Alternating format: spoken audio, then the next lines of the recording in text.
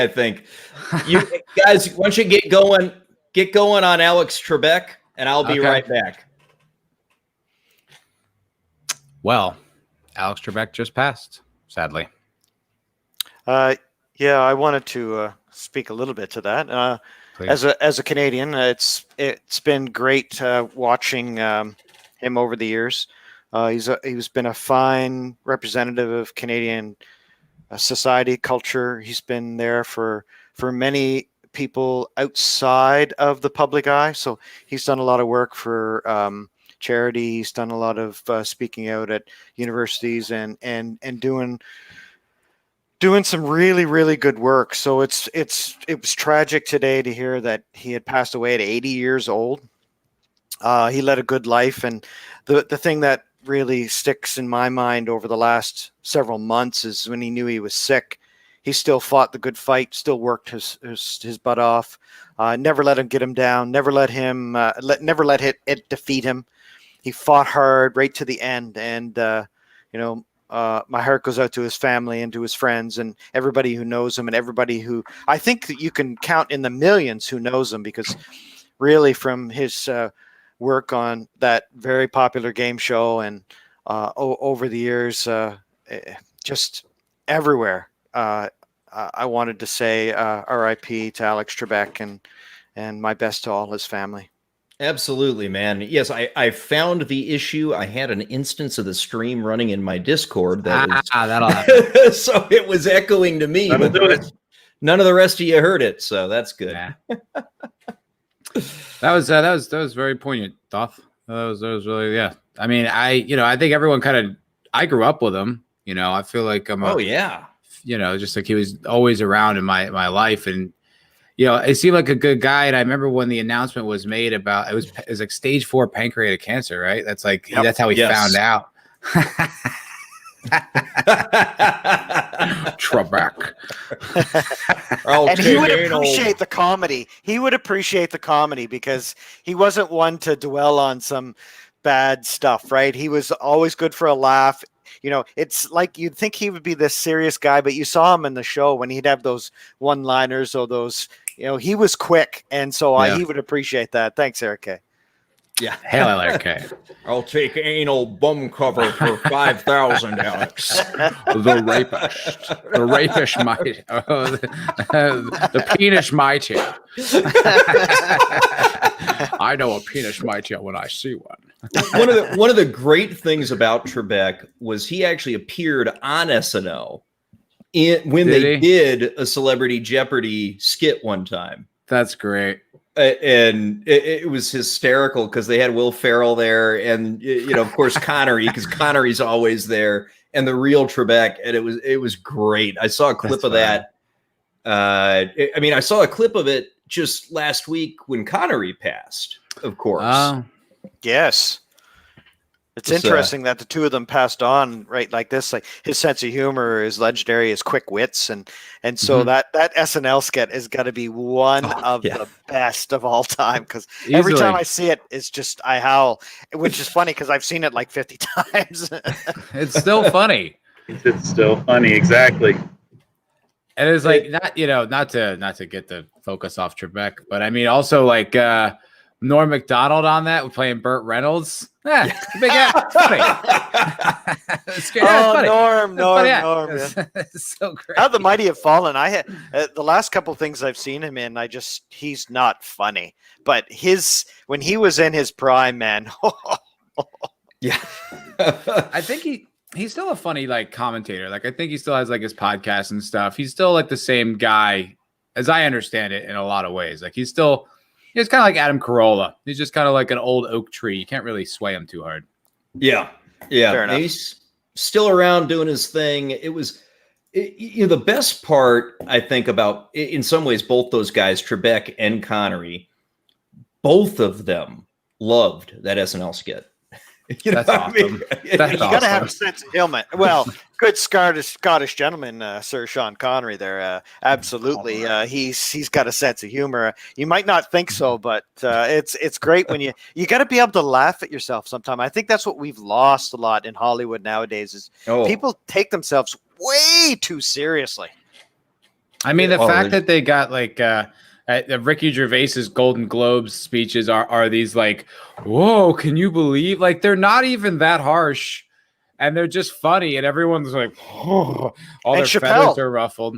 Yeah, Chappelle, both of them. Oh. Lighten up, guys. It's like, have fun. Like, you're so much more endearing if you can laugh at yourself. If you're just like, I never. It's like, ugh.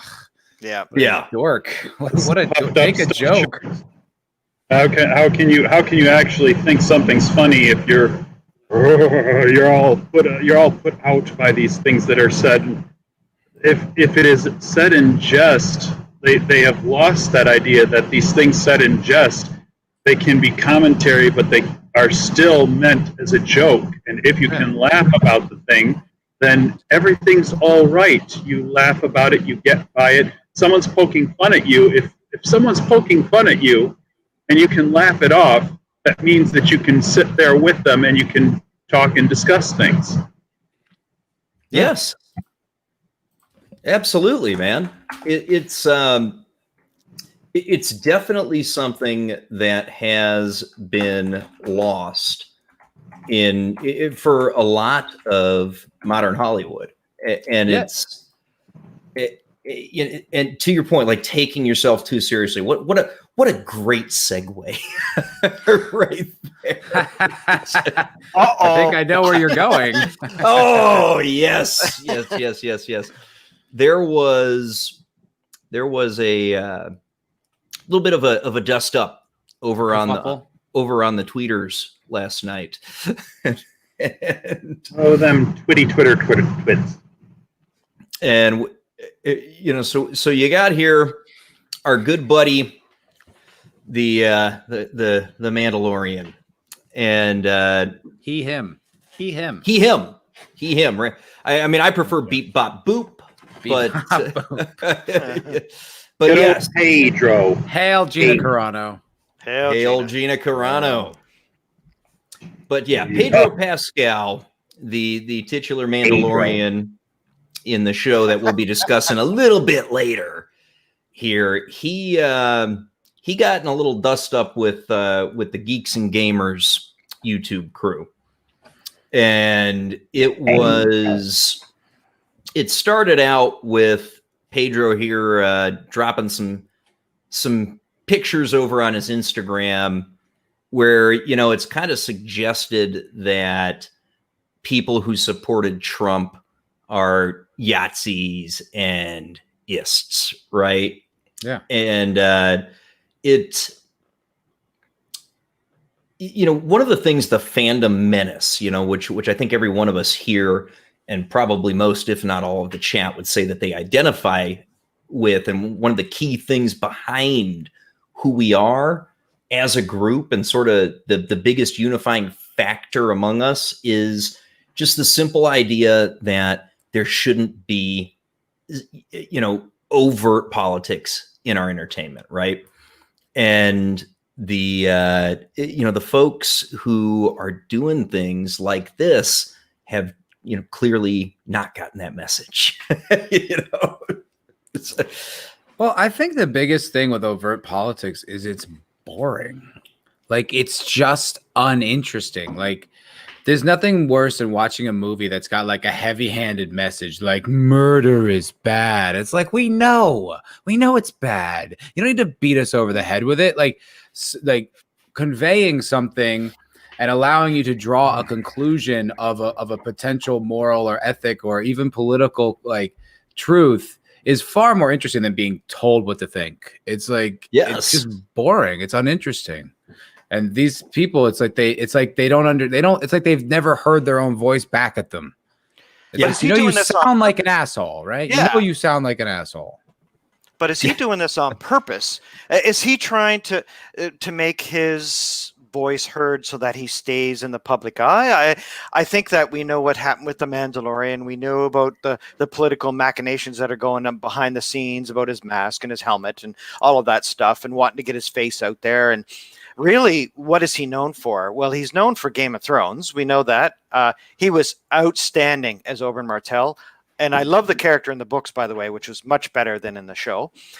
We also we haven't seen him yet in Wonder Woman Part 2, where he's playing Maxwell Lord, which in the comic books is a very interesting character portrait for a supervillain who is part of the patriarchy, the white male, that typical, what we've been talking about for the last several years. But I'm wondering if he's trying to look for a new job by being out there and saying, hey, this is what I think.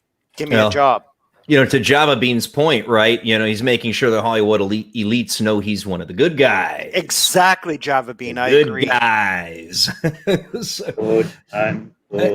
And to be clear, I don't have an issue with Pedro having a political party or a particular politician for whom he, wants to see in office or what have you. Not at all.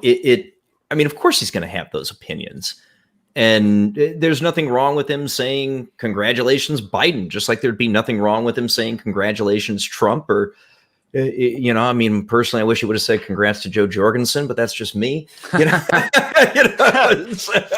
probably just me, but so I mean, I don't think anybody in any way expects these people not to have opinions.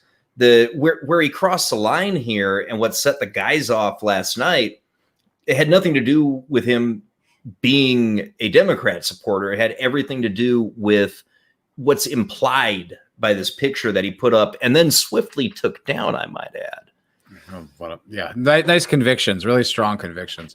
The thing that really bothers me about stuff like this is more than anything is I live in Hollywood. I know everyone's politics are pretty much the same. They're predictable. They're bland. They're, obnoxious and grandiose. The thing about it is, though, is genuinely comparing Trump supporters to literal Yahtzees and, people who would fight for slavery. It really invalidates the victims of those terrible things that happened. Yes. It just kind of, it paints them with this brush that's just not accurate. It's so people who say don't want abortions to be a public thing or whatever, they're the same as wanting to massacre millions. It's you guys listen to your own selves ever? Do you ever think any of these ideas through before you just spread it to millions of people? It's just irresponsible and disrespectful and I mean, God, how predictable. Oh, really? Wow. Yeah. Shocking. Another Hollywood actor is everyone's a dude. I'm emotional response. It's the same old emotional response from a human being who does not filter themselves, who behaves from emotion because that's what they do day in, day out. When you pretend, you put your emotions on your face and in your body language, and you perform snap judgments because that is what is being asked of you in your craft. Well, you do that in a thing like this, and now you do, at least from my point of view, because I have a certain degree of agreement with this idea that when we were talking about how serious these people are and how they're behaving, when they say this, when they do this, when they represent these things, you've got to think, especially from their point of view, they are behaving seriously instead of, say, a mocking joke. Because when you have Ivan Ortega and Jeremy from Geeks and Gamers, they're beating back forth at each other with well-meaning mockery. They're trying to get the goat of the other guy because they have a relationship, a friendship, an understanding between two people. And Ivan mentioned he might even use this in private to show to Jeremy to get a rise out of him and get him to respond and get him to say, "You man," and this is something that you do in you're poking and prodding your friends to get a rise out of them because this is what you do. But when this guy does it, you think he means it, and you think he is definitely equating ists and Yahtzees to these people because that's the way you stack this. You immediately draw those conclusions, and it's not a joke anymore because they're meaning it seriously. Yeah, and that's, I mean, it'd be one thing if, say, he and Gina were jabbing at each other back and forth on Twitter, right? You could, even if they chose to do it in the public domain like that, you'd recognize two colleagues and presumably friends doing what you're talking about, trying to get a rise out of each other and having fun. And clearly what he's done here is nothing like that at all. And that's where it gets to the point where when you consistently and constantly call a particular group of people in ways that's dehumanizing, that's where it comes to be a problem. And the same is true of folks on the right calling everybody, left of Reagan socialists, right? I mean, it really isn't any different. It's got the same dehumanizing effect. Yeah.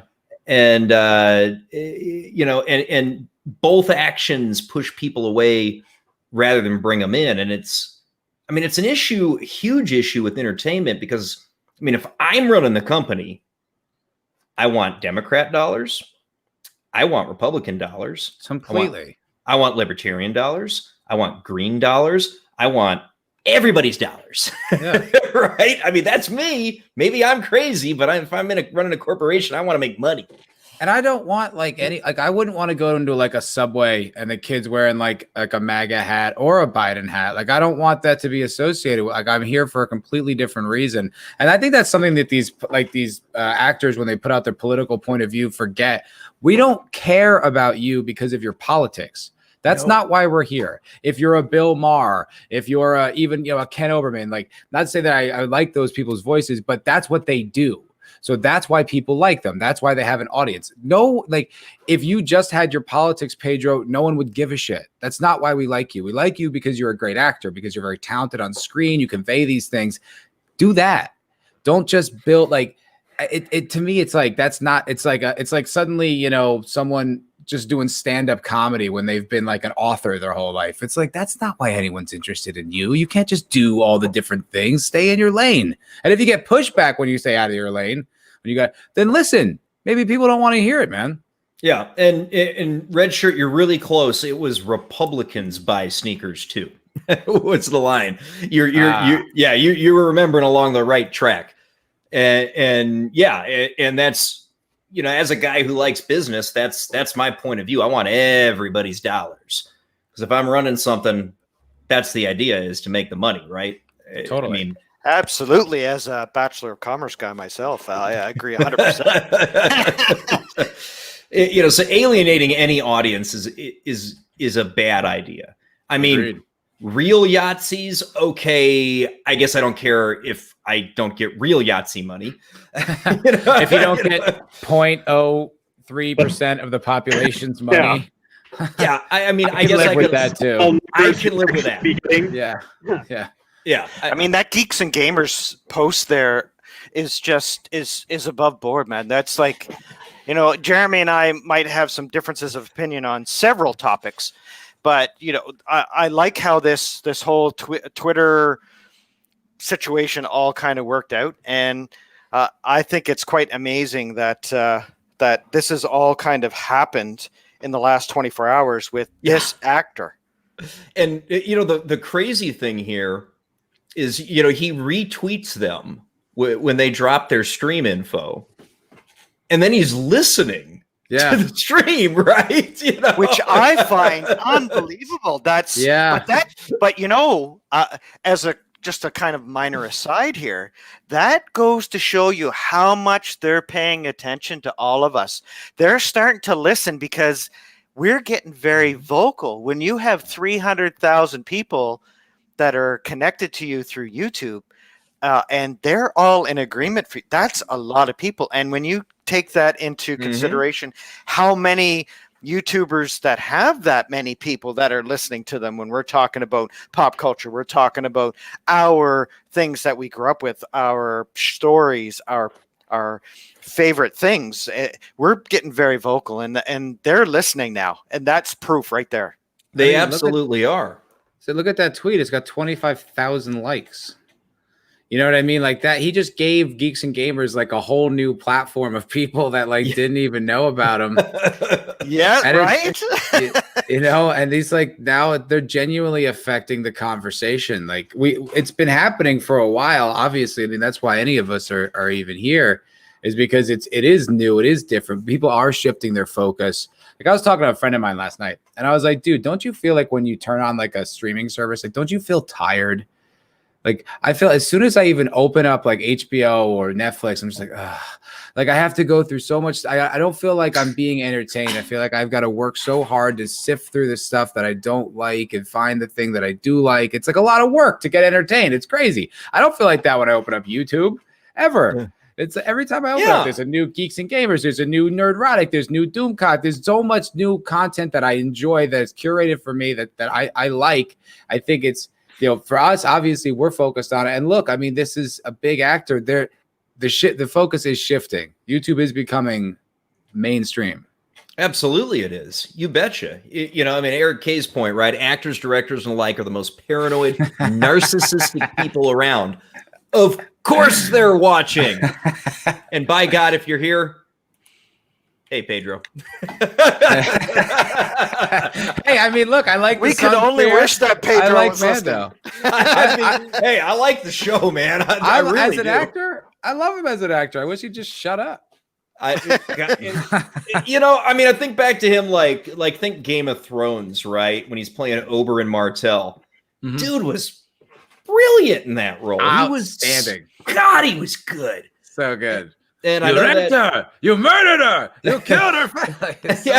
Oh, God, that was good, man. But you know what? Java Bean has a really good point there in the chat. He said, unless you're the BBC, I don't think they're listening. Yeah, that's fair. And you know the issue that I think is driving a lot of the problem with them not listening is, of course, the massive amount of public funding and forced funding that they get. So they don't have to be profitable. They're not actually selling a product, right, unlike a lot of these other production companies. That's changing, though, apparently.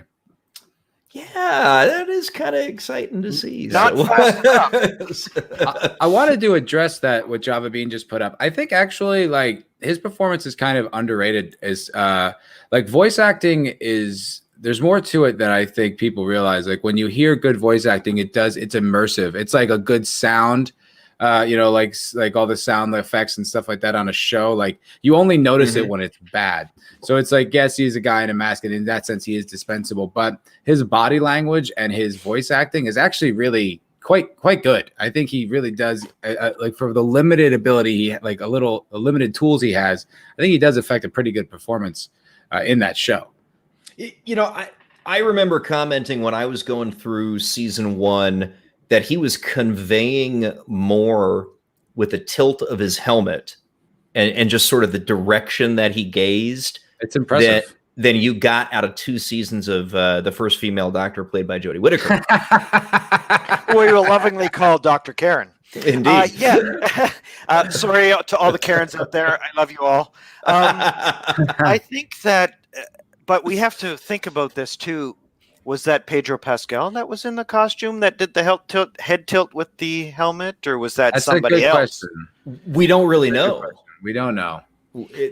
It's a professional for sure, though. Like, because I'm an actor. Like, I'm a trained actor, and it's like I can identify those little nuanced things. And whomever is doing it is good. Oh, you're a trained actor. I'm an untrained actor, as in. I pretend, but it doesn't go very well. I'm too honest, I think. That's my problem.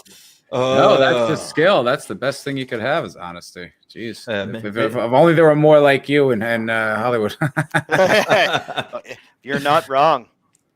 Yeah. I mean, whoever did that, I mean, while we were watching it, I always assumed it was Pedro, but then you kind of heard all the stories come out that half the time it was a stunt double. Mm-hmm. But whoever it was who did those things during season 1, to your point, was very good. I agree. Yeah, season 1 was good. Star Wars, and I'm saying that with a lot of hesitation as a man who in 1977 went to see Star Wars at a drive-in theater on opening night with my dad in the middle of the rain. So can you imagine drive-in theater, windows down with the mics in them, and it's pouring rain. So I can remember that well, let's just say I was pretty young. So awesome. I'm an old school Star Wars fan. I like what they did with the Mandalorian the first season. They played it safe. They did. The first episode of this season was playing it safe. It was good. And then the second episode was the worst episode of Star Wars I've ever seen. So holy shit. I think that I think he's a great choice for the Mandalorian. I think that he brings name recognition, mostly from all of those out here, those of us out here who like pop culture, especially the 20 million people who are tuning into Game of Thrones. I know that's why they targeted him, and I know that's what they were trying to bring to their audience. Was they were trying to bring that crowd in. They were hoping that let's bring this name in that is not this big actor who's going to be $20 million an episode. That's going to cost us a crap ton of money, but somebody who still has kind of a name and we can market that. So the marketing aspect was great. He's a good actor. We know he's a good actor, but man, that helmet thing has really stuck in his craw. Yeah. I don't blame him either. Yeah. We were talking about that before. It's like, it's not necessary. It doesn't contribute to the character. It doesn't contribute to his mystique. It's just kind of weird. You're like, always, like, how does he eat? Like, it's like, oh, well, he can do it in private. It's like, that sounds wildly inconvenient. It just seems all day long you have to have that on. We complain about wearing the mask for like a few, just go to Walmart once in a while. Well, that whole scene with Timothy Olyphant there, right? Where he's going, let's have a drink and we'll talk about it, kind of thing, right? And I'm thinking, so how are they going to do that? Is he going to sit down? Is he actually going to have a drink there, or is he going to like? He's like get a straw? Yeah, right.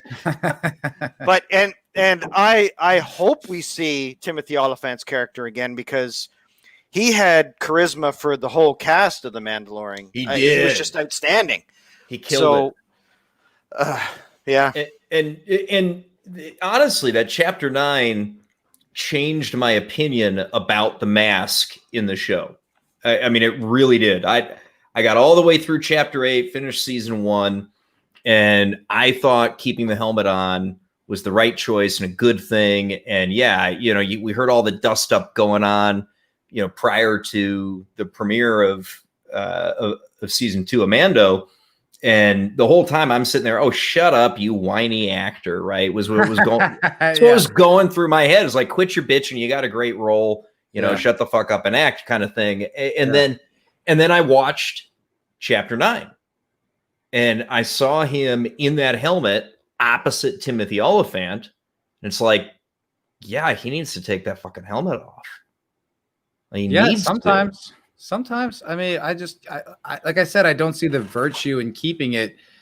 Like, it doesn't contribute to it doesn't make anything better, Or it would have been interesting, and maybe like at the end of the first season as a big reveal, and then we abandon that mechanic. But to keep it, it's just like, for who? For what? I almost feel like it's a power play, so that they do lose Pedro, they can just hire whoever they want.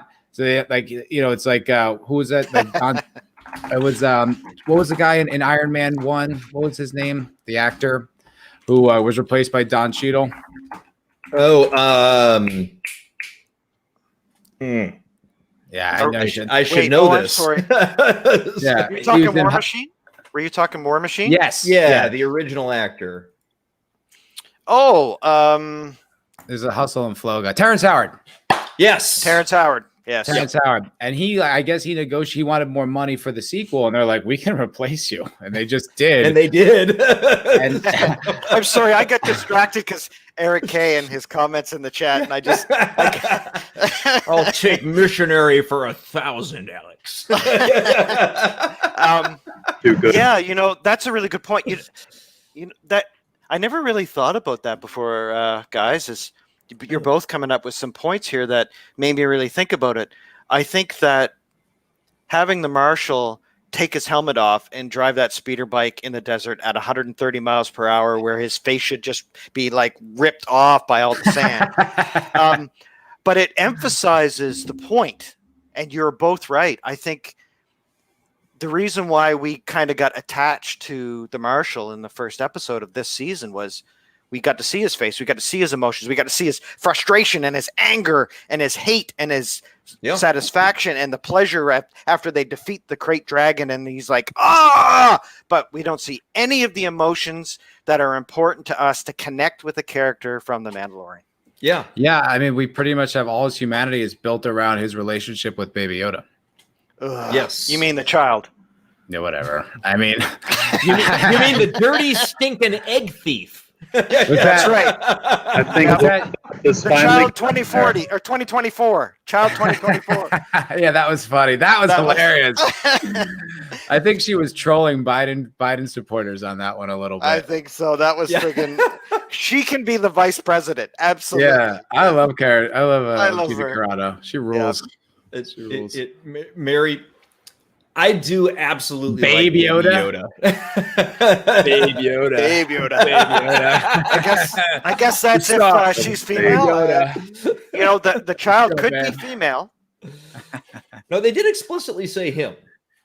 That's true. Yeah. They did keep calling it, but yeah, it would. I mean, did they say him? Well, I think the scientists. I don't know. Yeah. Okay. A couple times. You know what I like? This is going back to the last, because I actually still haven't seen the new season. I'm only up to chapter 7, but I did like that sequence in chapter 7 when they're arm wrestling. Cara Dune and Mando are arm wrestling, and Yoda just like force chokes Cara Dune. That was great. That was funny. It's like, whoa, hey, no, stop. I thought that was cool too, because it kind of showed like this raw, like unpolished force ability. That was like could go dark or light, you know. It's like he's still like a baby, like he needs to be nurtured and like guided into either, you know, to being good. Which I was like, oh, that's a cool. I like that. It's almost like he's like a ball of lightning, you know. It's like you just got to keep him like, yeah. That was yeah, Ray-Ron is right. It is relatability. I agree. Yeah. That the only way we're getting relatability with the Mandalorian is through the people that he interacts with and how he interacts with them. Absolutely. And with the child, I almost said the baby. With the child and the eggs thing, I think we're kind of split on that. The people who thought that was funny and the people who are like, oh my God, those are her children, they're eggs. And then I had scrambled eggs for breakfast, so I guess I'm on one camp. That's funny. You know, I mean, the thing with the eggs for me is, I mean, I did like it and think it was funny. Okay. And I enjoyed it. I got some chuckles out of it, especially right at the very end, the very last second of the episode. You know, but then there was another part of me that's like, wait a minute. Frog Lady's a sentient being. Yeah. You know? Yeah, that's a little different. Yeah, it's a little different. It's a little different than chicken. Other children. Yeah. You start out that episode, you meet the eggs. The eggs are her children. The entire reason this thing is going to happen is because of these children needing to get fertilized, needing to survive, or else her line is going to die. Every time Baby Yoda, the child, eats an egg, a life is extinguished. And I'm going like, that little fuck. I mean, he was a little shit. He was. You know, so. He was a kid sneaking candy, and every candy is one of the children in your neighborhood. Yeah. Well, potentially. Like an endangered species too, right? It's like condor eggs or something. It's like, whoa, there's only a few of those left. Stop eating. Yeah, right. And I think that was what bothered me about it as much as anything was that aspect. I will admit that the first time I saw it, when he did it the first time, I blinked, and then I went, should I laugh here or should I throw my remote at the screen? It took me a few minutes to think about it. I said, that little crap. The idea of him being a little, he's being a child, number one. Still this 50-year-old child thing, in any race that has children that require maintenance for past 50 years is a race that doesn't seem to have the likelihood of existing very far into its evolution. That's way too freaking long. But to some degree, the child is cute because the child has all of these characteristics that we as human beings define as cute in baby animals and things like that. But I see that first case where he's eating the egg, and I'm going like, that's one of her children. They can't go on with that. And then they go on again. And then they go on again. And then they go on again. I mean, the worst case you see is the Mando going, no, don't do that. Stop and it. It's like, yeah. The only race that the only race that can survive like that would be if there was zero predators in their environment that they're brought up in. That whole plot point is one of my. So I have like 300 pet peeves about this show, and that's probably in the top 5 because that's impossible in a universe that is so predatory to have a child who, and he's 50 now. So when does he mature? Like, when is he? I don't know. He hasn't even reached. Is this his terrible twos?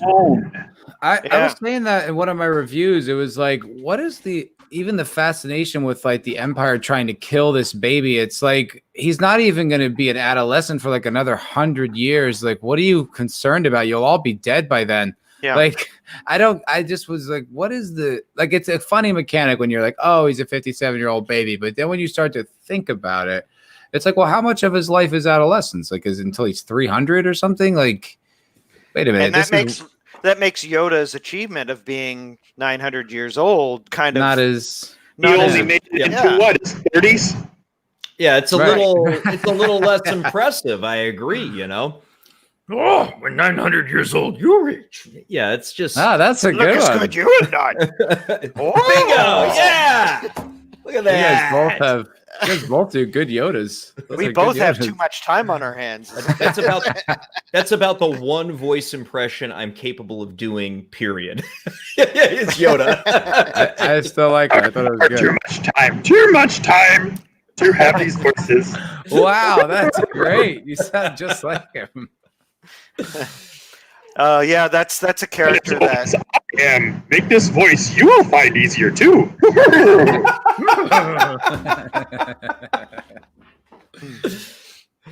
That's a character that's a challenging character to talk about because it's just wrong. Yeah. You know, I mean, Rayron brings up a good point though here, and this was also a part of my disappointment about Chapter 10, right? So the Spider's a great call to the EU, you know, but another rehash. I mean, he crash lands on not Hoth, right? Flying through a trench, you know. It's like I was saying in one of my reviews, it was just like they're like, "Hey, remember this thing? Do you like this? Look at this. This is Star Wars." It's like, what do you think I am? Like, how juvenile do you think I am to enjoy things? I need them thrust in my face. It's like. Why would I want that rehashed over and over? It's like, please give me something. Please. You can have the thing. You can have that. You can provide touchstones that are member berries. All member berries can be touchstones, or they can be heavy-handed, just like you said. Hey, look at this. See, you remember this? It's how they dress it in the context, how they change it. I gave them a little bit of give on that because you had this chase through clouds. Because you had eventually this running through trenches or whatever ends in this crash landing, where you show a little bit of his skill, a little bit of his capability for understanding what he is doing. He can pilot this old junker that he's flying around, and he can perform a controlled crash with it in a creative way. But yes, how much of this is member berries? How much of this is, hey, look at this thing right here? And how much is, oh, that looks familiar. Because even George, when he talks about how a lot of this thing is circles, like you see similar patterns repeated. And I appreciate that every time that you go through and you see something that's similar, but you also dress it in the differences so that when you see the thing that's simpler, maybe you entered it in a different way and exited it a different way, or the context is switched around. You can always do these things. Well, I thought they did that well in one of the episodes. I forgot which one it was, but when they're back, I think it's episode 5, when they're in Mos Eisley, and then they have all those all the pikes and their stormtrooper helmets on all the pikes. I was like, that's a clever way to develop this environment, right? Like the last time we were in Mos Eisley, it was all, stormtroopers were running it. Now the Empire's fallen, and look, their heads are on spikes. I was like, whoa, that's cool. Like that's like the member berry of the stormtroopers in Mos Eisley, but different context. It's like the story developed, and like that's the type of thing that's not a pandering reference. That's the type of thing that's interesting. It's things like that I wish that they would. I wish they understood that intrinsically more, because it was things like in like The Force Awakens too. They're like, remember Hollow Chess? It's like, yes, it's A New Hope. Of course I remember Hollow Chess. It's like they don't even build the same on board in the same ship, for God's sake. Right. It's like they just like, remember? It's like, yeah, asshole. It's 2019. I have the internet. Yeah. Of course I remember. And that was definitely a big part of what made this one a weak episode for me. Because it was absolutely a filler episode, right? Yeah, absolutely filler. Like, are we arguing this point? Is this like someone might have issues if we called it filler? Yeah, it's filler because we didn't get any proper advancement of any of the storyline that's really driving this season of Mando. Exactly. So nobody moves along. It's a here to there, right? It was a video game escort quest. That was chapter 10. Yep. Which isn't that always the least interesting quest too? Aren't those always the most tedious? Yes. They're usually the most general. Pain in the ass too. Such a pain in the ass. Like, would you stop dying? Stop running towards the gunfire, please. I'm trying to save your life. I could rant for probably 3 or 4 hours on this episode, but I'm just gonna cut to the chase a little bit. The story was weak. Whoever wrote this story really didn't understand a lot of the physics of the universe. I think it was Favreau. Favreau wrote it. Yeah. There was some issues, and I know this was a shout out to Filoni and his X-wing pilot and the sharpshooter rifle guys shooting off the spiders off the ship and stuff was pretty cool. I like that. I do want to say I want to have a Canadian shout out to Canadian Korean born actor Paul Sung-young Lee, who was in that episode.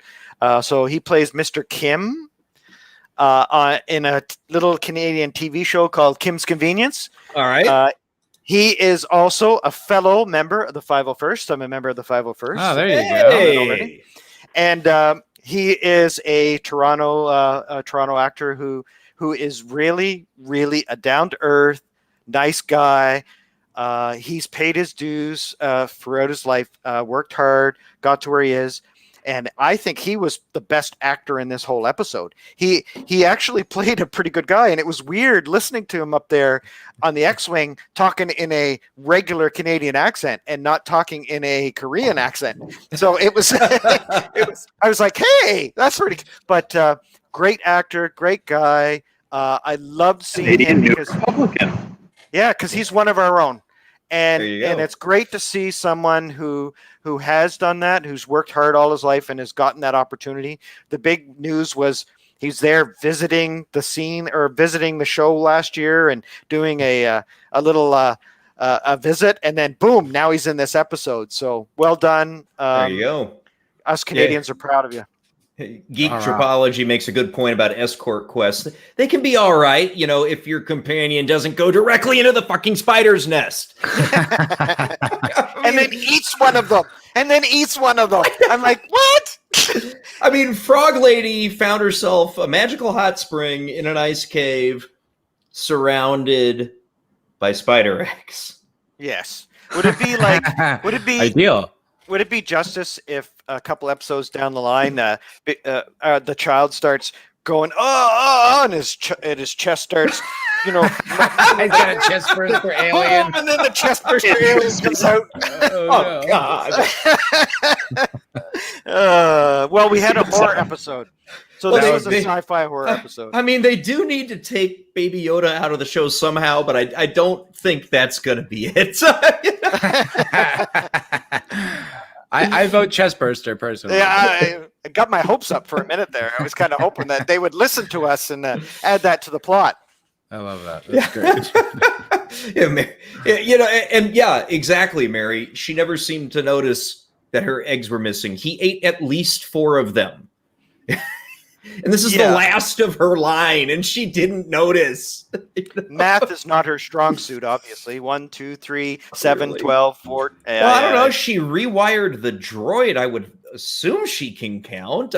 Maybe I'm crazy. I think that takes some skills. Maybe it was red wire to red lead there and green wire to... I don't know. Yeah, you'd think that she would know at least basic math. I mean, even if you can't count, you should notice, there seems to be a few less eggs in my... in my little container here. I thought I had 7 children. I only have 4. Okay. Yeah, that's okay. I've got 4 left. End of our species, but yeah, whatever. I mean, I guess as long as a couple of them get born, it works. Yeah. I mean, in fairness, if you put out that many eggs, there's probably a low survival rate. Right? I mean, just speaking from the world we know, right? Yeah. I have a side question. One of my issues with the show was, so let me get this straight. So your husband is on a other planet getting things ready. Cool. Why the F are you a frog amphibian creature on a desert planet? To begin with. That seems to me to be problematic because, well, there is no water. You need water. You need moisture evaporators, right? That's the whole argument. Like, I mean, that's over there. She's an amphibian. There's no water. You don't live. This is the planet I'm going to pick. I'm going to pick a desert planet. Like, anyway. That's a great point. I'm sorry. Yeah, doesn't her skin need to be like wet all the time? Yeah, you'd think. Presumably, I mean, she did appear very frog or salamander-like, and they need water. Now, did they make that story choice because of Baby Yoda's callback to the last season where, I know I said Baby Yoda, callback to the last season where he was putting that frog in his mouth? Was this kind of like a continuation of the joke? Probably. Yes. Which wasn't that funny when they did it the first time? Like, because I noticed that, like, I think it was episode 3, he just straight up eats something like a living creature and then swallows it whole. Like, whoa. And then, like, an episode later, there was another frog and he's eating it. It's like in his mouth and he spits it out and they're all like, oh, how adorable. I'm like, that's a living creature. If I watch something eat something alive, it's pretty brutal. I mean, we're trying to make this guy cute and wholesome. I don't know. One of the coolest things I ever saw was when I watched a couple of bald eagles take a duck. Oh, it's cool, but you're not then like, oh, you little eagle, look how cute you are. You're so adorable. Look at you rip that thing's head off. Oh, I hope they don't go back to the joke where he eats stuff all the time. I appreciate that he's probably hungry because what does the Mandalorian eat? Like, who knows? So well, we saw that little bowl he gave in the look that the child gave him when he had those like 3 or 4 little morsels to eat. So he's probably saying, you're starving me, man. I'm going to eat this fish lady's eggs because you know what? Screw you. And the look on his face, he's like, I didn't do anything. Bloop. Oh, yeah. The look on his face at the end of the episode. He's like in your face, like I did it. Yeah. Oh, tasty. What you gonna do? What you gonna do about it? Come at me. Of course, choke you, brah. Come at me. They are avoiding him talking, though, for obvious reason, because how are they going to do this? Are they going to make him sound like Yoda, or are they going to make him sound unique? Or I think that's a problem, too, that they haven't come across yet, the solution. I don't know if they've even... I mean, they must have thought about it, at least. I mean, Baby Yoda is a problem in this show, one way or the other, because if you keep him in too long, then you've just got the Baby Yoda show. You're not Mando anymore, and it's a trope that can't carry on for an extended period of time. It gets laughably absurd the longer it goes on. Yes, and you know, how many dangerous situations are you going to drag this baby into? Like, there's like giant monsters and rocket blasts and like lasers, and you're like, he'll be fine. Like, yeah. Hey, it'll be fine. Defenseless baby. Like that was in episode 2. It was so stupid when he goes to fight the Mudhorn. He brings Baby Yoda. I'm like, what happens if you die? Like, well, is he safer with them or is he safer with somebody else? That's part of the problem too. Yes. Yeah. It's just it starts to just get a little thin after a while. You're like, hey, yeah. Okay. Yeah, it's a fair question to ask. I mean, in the case of the Mudhorn, at least, there wasn't really anyone he could trust with the kid, right? But yeah, I mean, I guess I would have said Queel. I think it would have been arguably more safer to be with Queel. But then you could maybe you don't trust him. Okay, I guess. Yeah. But then so you're like, okay, I'll forgive it that one time. But man, that baby's been in a lot of battles. Yeah. He's been in a lot of fights. I do appreciate from the first episode though, where the Mandalorian starts getting ready for the battle. The first thing that the child does was okay, click, and he clicks the button and whoop, the hood goes up. And that was actually a good scene. I like that. It's like, oh, you've done pissed him off now. Click. So, pretty much. That was pretty good. Yeah, just another red shirt's got a great comment. Awesome. Whenever anybody says Baby Yoda, he hears merchandising. Where the real money from the movie is made. They need to give him a Schwartz. Baseball's the flamethrower. The kids love this one. That's awesome. One of the best parodies of all time. Oh, it's so great. It's so great. Spaceballs, the Mando helmet, and we're just away we go. Mm-hmm. I don't know if we got off track or not, but there was a lot of plot points in this episode. Right from the start, that was a kick butt scene at the very beginning where he's great scene, and he does the speeder bike, and then somebody pulls the old rope trick. For one thing, that should have cut him in half, and the child should have been in pieces, because if you're traveling over 100 miles an hour and you hit something like that, that armor is not going to save your life. Thoth, do you have kids? Maybe. Then you should know when they're babies, they just bounce. Let me check that out, sweetheart. Let's throw them down the hallway. Just drop them off the balcony. They bounce. The key piece is you just can't acknowledge that they should be hurt, and as long as you don't do that, they're fine. Right. So the child should like be fine, but I can't remember. There was a live stream I was watching yesterday, and all I did was they were picking apart the episode, and I was like, yes, throughout the whole live stream. And then one of them was, I can't remember who it was. I feel bad because I should give them credit, but so they show him walking back to Mos Eisley, and then. All I could think of was, wait a minute. So where did those goons come from? They must have had bikes or a ship or something. How'd they get there? So how did they get there to ambush him a day or two out of the cantina or out of the town? But yet he has to walk all the way back?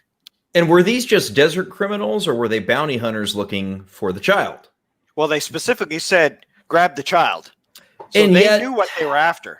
And yet he says, don't harm the child and you can have whatever you want. And the Jawa was going to be okay with that. With the jetpack. Like, which I thought was pretty funny. I admit that. Oh, that was a good scene. That was good. That was karma. That was karma right there. But so there's, the writing could be better. That part I liked. I liked the fight scene, except for how he knocks those two guys unconscious with the. Anyway, when he pulls the rifle back and it hits them in the head, but they're armored. So how did that knock them out? I guess they were. I don't know. It rang their bell, obviously. Yeah. Armor doesn't mean anything. Game of Thrones logic. Mary's got a good point here. You know, they showed Baby Yoda to be really powerful, and now he pretty much just sits and chills, though. I mean, he hasn't used his force powers in season 2 yet, not once. I think what he has in that little cart of his, the little cart with the button that I was talking about earlier, he's got Netflix on there, so he just Netflixes and chills. He just like, Netflix, I'm chilling. That's it. He's watching The Incredibles. Yeah. Oh man. Geek Tropology, I am not sure about that because I would not say that I was particularly well steeped in EU Mandalorian lore. So I mean, any of the three of you guys, I EU stuff? I don't know. Yeah, I've read most of the books. A lot of the EU stuff. There's a whole bunch of stuff that really, well, we know KK has tossed it all out the window anyway. Yes. Good call. I think that the Clone Wars and Rebels has really kind of betrayed a lot of the Mandalorian lore that's built up around the books, and there's some really, really cool stuff that they just tossed out there. A prime example is Boba Fett in this new Disney Star Wars is not a Mandalorian, which I hate, by the way. He's actually my next armor build I was going to do for the 501st, but he's an expensive one. He's one of my favorite characters, and he's only had like 5 lines. But I think you're right. I think a lot of the Mandalorian lore is we might as well just forget it. It's going to be whatever Filoni and Favreau decide. Not taking his helmet off. I mean, we spent that's all of the Rebels. We spent all of Rebels looking at their faces, and it wasn't like it was only. We spent all of Clone Wars looking at their faces. Whole groups of Mandalorians that weren't even Mandalore, that weren't even living as Mandalore intended. Right. Yeah, exactly.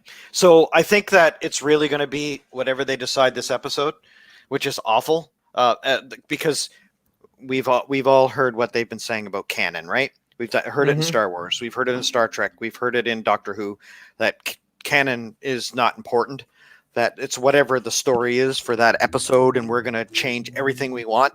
And Doctor Who is a prime example. There's a lot of people that are up in arms on a lot of rumors that are going on in Doctor Who. And I think that with The Mandalorian, we just have, I hate to say this, forgive me, I'm Canadian, I'm going to say I'm sorry. Us Americans love when you say that. Proceed. Yeah, we have to be satisfied with what we're getting, which is mediocre Star Wars, because we've just had our hearts ripped out with the last 3 movies, the Disney Star Wars movies.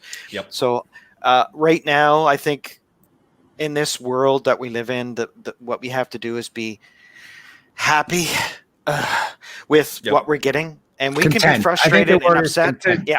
There you go. Content. Because that's the best we're going to get right now in the world we live in. Mary makes a good point, though. After he takes out those 3 presumably bounty hunters, he had a jetpack. And he walked back to Mos Eisley, right? Did he use all the fuel in killing that Jawa? Who knows? That was the one thing I could come up with on that is it's like, I mean, presumably it's intended for, not flying long distances per se. But then again, carrying significant loads, and he was heavily encumbered. Yeah. Yes. He might not have had the level of control. He might not have had the level of control if he was using the jetpack, but it's still a valid supposition to bring up. I would have loved to line. He goes back, he picks up his gear, he fits on his jetpack, he looks at his gear and says something to the effect of, "Oh shit. Yeah. Well, I guess we're walking." Yeah, or like looked at like an empty gauge on his wrist or something, just like a quick fix. Yeah. This would be a well-placed throwaway line. Yes. Great spot for it. Absolutely. And if we're in a desert and he's in that armor, one thing, the jetpack is going to be hot anyway. It's going to burn hot if he's going to fly in it. That makes sense. Does he have air conditioning in his armor? Because from what I know, so. I live in Canada, so our deserts are usually minus 50 degrees. So it's a different kind of desert. But the desert in that kind of a planet, it's got to be in the hundreds. It's got to be 130 degrees, 140 give or take. So I mean, look at the heat ripple coming off of the sand as he's walking toward you in the very next scene. And I immediately thought he's baking in that suit if it was real. Right. Yeah. How can he survive? Well, we did get an answer to a question that you had in your season 1 reviews, Matt, in this chapter. And you were asking about what the hell good is the helmet doing it? Yes. And they did show us that it had some tech in there for his vision. Yeah, I saw they did that in episode 4 as well. when he's tracking Cara Dune, they showed like footprints or whatever. Yeah, and we saw that again. Yeah, the only thing about stuff like that, it's like, look, I appreciate things like that. I just don't like when they add abilities magically. You know, it's like I feel like a good writer, you set up what he can do, you set his limitations, and then you work within those limitations for the duration of the show. You know, if you add something, if he gets upgrades, great, but it should be established. It does get a little irritating when all of a sudden, now he can do this. Now he can see through walls. It's like, what, he couldn't do this the whole time? Why would he just pick this up now? But sorry. No. I was just going to add. I was just going to add to that the magic. The you don't know what he's actually kitted out with right now. But the thing is that when that becomes a problem, and when you're justified in your anger, is when you say, okay, he uses this in episode 7, but back in episode 2, why didn't he use it then? Or I'm picking numbers out of the air. But no, but that's what happened. Yeah. Yeah, I mean, exactly. to Matt's point about establishing and having a consistency right there. Now, to be fair, though, there was a time gap, and he did get upgrades between those two issues, right? I mean, he rolled back to the armor with the Beskar, but again, great place for a throwaway line. Mm-hmm. I mean, she mentioned giving him the whistling birds. The whistling birds, right? She could have mentioned something about how she's going to give him a little tech for his, for a HUD too. Yeah, or maybe like you see him just cycling through the different modes, like, oh, cool, I can do that now. Yeah, that would have been nice. Or you could have had a scene in Mos Eisley too, where he was buying those little fans with the batteries that they have at parks, where you have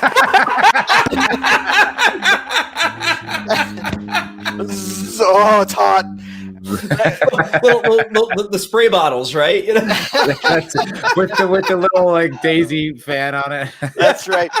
See, Mary G's on point today because she's coming up with some great stuff here. Like, I'd be taking my helmet off too. It's way too hot. Absolutely. Like, and what I mean, all of his bureau cream or whatever he's using to keep his hair in place too is probably all going down into his armor there. So. Yeah, absolutely. I mean, we could laugh at it. It is kind of funny. And I get that there's a lot of stuff they skip over because you only have so many minutes in a show. But yes, your guys are right. Absolutely. A walk away line, like, or a look down and like tapping like a temperature gauge where he goes toot, toot, toot, toot, and it goes blue instead of red. Mm-hmm. Or, I mean, it takes 30 seconds. And when an episode, when you only have 8 episodes a season, and you have a 38-minute episode, and the last 4 minutes are credits. That's really short. Every second, and use it for doing 3 things. Yes, absolutely. And the first 2 minutes were recap. Yeah. Even this is probably something that Matt wouldn't like. But I would even accept. The idea of a mystery box is broken when JJ explains it. But if you have him, like, if he's looking at his armor in a few seconds as he's walking from place to place, he looks at his armor, he checks, and he does a little thing. And then when you see him do that same thing in another scene, it wasn't even a line, it was an action. It layers on top of, he's moving from point to point here. You see it, and you can actually say, that explains what he was doing. He was checking a thing here. It's a mystery. You don't know why he's doing that. You don't even know what that is. That's the lantern that you're hanging. And this is like in the first few, the top 5 things that you learn in storytelling. How you set up those things. How you give yourself the reason to believe that this is set into a real world. And unfortunately for this show, that's something I noticed that they don't take advantage of a lot. There's a lot of times where I'm like, one line, one little thing would have fixed that issue. You just didn't do it. Like, for instance, I think it's when they're on the prison ship, the Bill Burr episode. I think it's episode 6. They corner the guy, the Republic guy, and he's got that beacon, right, that brings on the Republic ships, and he presses it right as he dies. And then the speakers come on. They say, "Oh, you've got 20 minutes before the Republic ships show up," right? So then they go to get the prisoner, and 5 minutes is gone almost immediately. So then the rest of the episode has to take place over this 15 minutes, but the runtime is longer than that 15 minutes. And there's so much like story time that like this is like 45 minutes, an hour or two. And it was like it became implausible, but all you had to do was fix the amount of time that you said they had to make this work. And it was just a quick little tweak, and it would have made the whole thing completely plausible, but they just didn't. And I noticed that with this show sometimes they just don't make those little fixes, like the one little insert of him looking at his wrist and seeing an empty fuel gauge. How hard is that? That's simple as hell. Takes 2 seconds. You lose nothing from the rest of what you're doing. Yeah, you could use the B unit. You don't even have to use the A unit. It's such an easy thing to do. I don't. And it takes complaints away and quickly and easily. And it's plausible. Then it doesn't ruin your immersion. I mean, that's the biggest thing is when you're watching a show, these things ruin your immersion. They're less interesting. It's less compelling because you're like, wait, your brain like it's like, wait, that doesn't make sense. That doesn't work. So you're not involved. When you're involved, you're not thinking about any of that. Yeah, and Accidental Tourist makes a good comment here. Farscape was famous for scenes being cut. He had to watch an actor's commentary DVD to understand how a character just even appeared on the ship, right? And things like that are easy to avoid. You don't have to create a hole like that. At least Farscape was like, 25 episodes a season or something like that? I mean, at least they've got a reason why. This is 8 episodes. They better be perfect. Make them polished gems, please. Yeah, but even in Farscape's case, that they would, you'd see it, especially in later seasons, how they stacked up everything, all of the editing was so tight because they were just rolling on information and rolling on this connection and rolling on this issue that came up, and we have to have a reason for it. Farscape did suffer a hell of a lot of production issues, and it was probably some of the most dissatisfying thing how disconnected in some of the episodes, some of the editing and writing felt until you found out there's a missing bit here. We thought this issue would carry if we just explained it afterwards, and it just shows that from my point of view, I love Farscape, and I will defend Farscape, but Farscape's got as many issues as a lot of our favorite genre, as much as you might say the original Holy Trilogy of Star Wars had, because they were not perfect. How did Star Wars make it so successful besides certain levels of marketing? It was also saved in the edit of all things. How crazy is that? Stanley Kubrick. Sorry. Go ahead. No, I was just saying Stanley Kubrick always said that was his favorite. That was his favorite part of filmmaking because that's when the film is made, is in editing, is what he always said. Yeah. Good. I also get that a lot of times too when they're doing the editing that they want to cut stuff out for succinctness state because they want to eliminate some stuff that's extraneous to the plot. I get that, but what happens a lot of times too is it's a chunkiness in the plot where you're doing one thing and then boom, all of a sudden you're doing another thing, but it doesn't explain point A to point B. The shortest distance between 2 points is a straight line. Sometimes you need to follow along that line and explain how you get there. Do you remember when we were in high school or university and we used to go to the bookstore when we had an English class and we had to buy the Idiot's Guide to Shakespeare or Idiot's Guide to whatever? We need to send them an Idiot's Guide to writing because I think a lot of them are just throwing it in as they go. And that's a shame, but you're not wrong. It's the basic part of writing. And I'm not a writer. Storytelling. That's right. Idiot's Guide to Storytelling right there. Perfect. Favreau is probably the best at it, but yeah, a lot of them on that crew, you're just like, Jesus. But don't forget, Favreau had a lot of help. Like, we give him a lot of credit for doing this whole Marvel explosion that happened. There's a lot of problems with those movies, and he had a ton of help. He had the best writers in Hollywood to help him, and there were still issues. So he wrote Swingers too. I mean, he likes good. Oh, it's a great movie. Love that movie. Yeah. He starred and wrote in that thing. So, I mean, he's got pedigree of writing. I'm not saying he's perfect. He isn't. But, I mean, I think he's probably the most competent one, at least that I've seen from a script point of view in this show. Yeah. You're so money, baby, you don't even know it. You don't even know how money you are. It's also the best thing that you can say about any movie is that regardless of its flaws, regardless of it having these errors, these issues that you come up with, if, especially on the first showing, if it took you multiple showings and if it took you meat to go through that, to chew through, find out an issue with it, probably because it was written, directed, acted, assembled in edit, and produced well with effects and things. It was done well so that you weren't thinking about it. When we can actually look at these things and on a first watch through, we're taken out of the world by a simple thing that is a little bit of storytelling that should have been paid attention to. Why should it be too easy for us to find a flaw? Why shouldn't we be caught up in the story? Why shouldn't the narrative be carrying us away? Yeah. That's really what we're looking for. Yeah. I mean, and sci-fi fans are the most pickiest of all sci-fi fans. Yes, we are. Especially Whovians and Trekkers. Like Star Wars, we've been lucky enough to only really have a handful of movies, so we didn't really have to get too picky.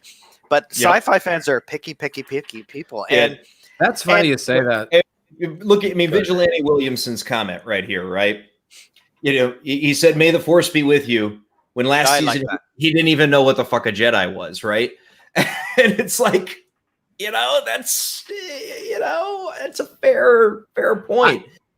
Something I could probably make, like sometimes I'll do mental fixes for myself, and I know that like isn't like fair. Like for instance, like Ewoks, like I know that they're cuddly and adorable, but in my head I imagine them as like sentient Wolverines.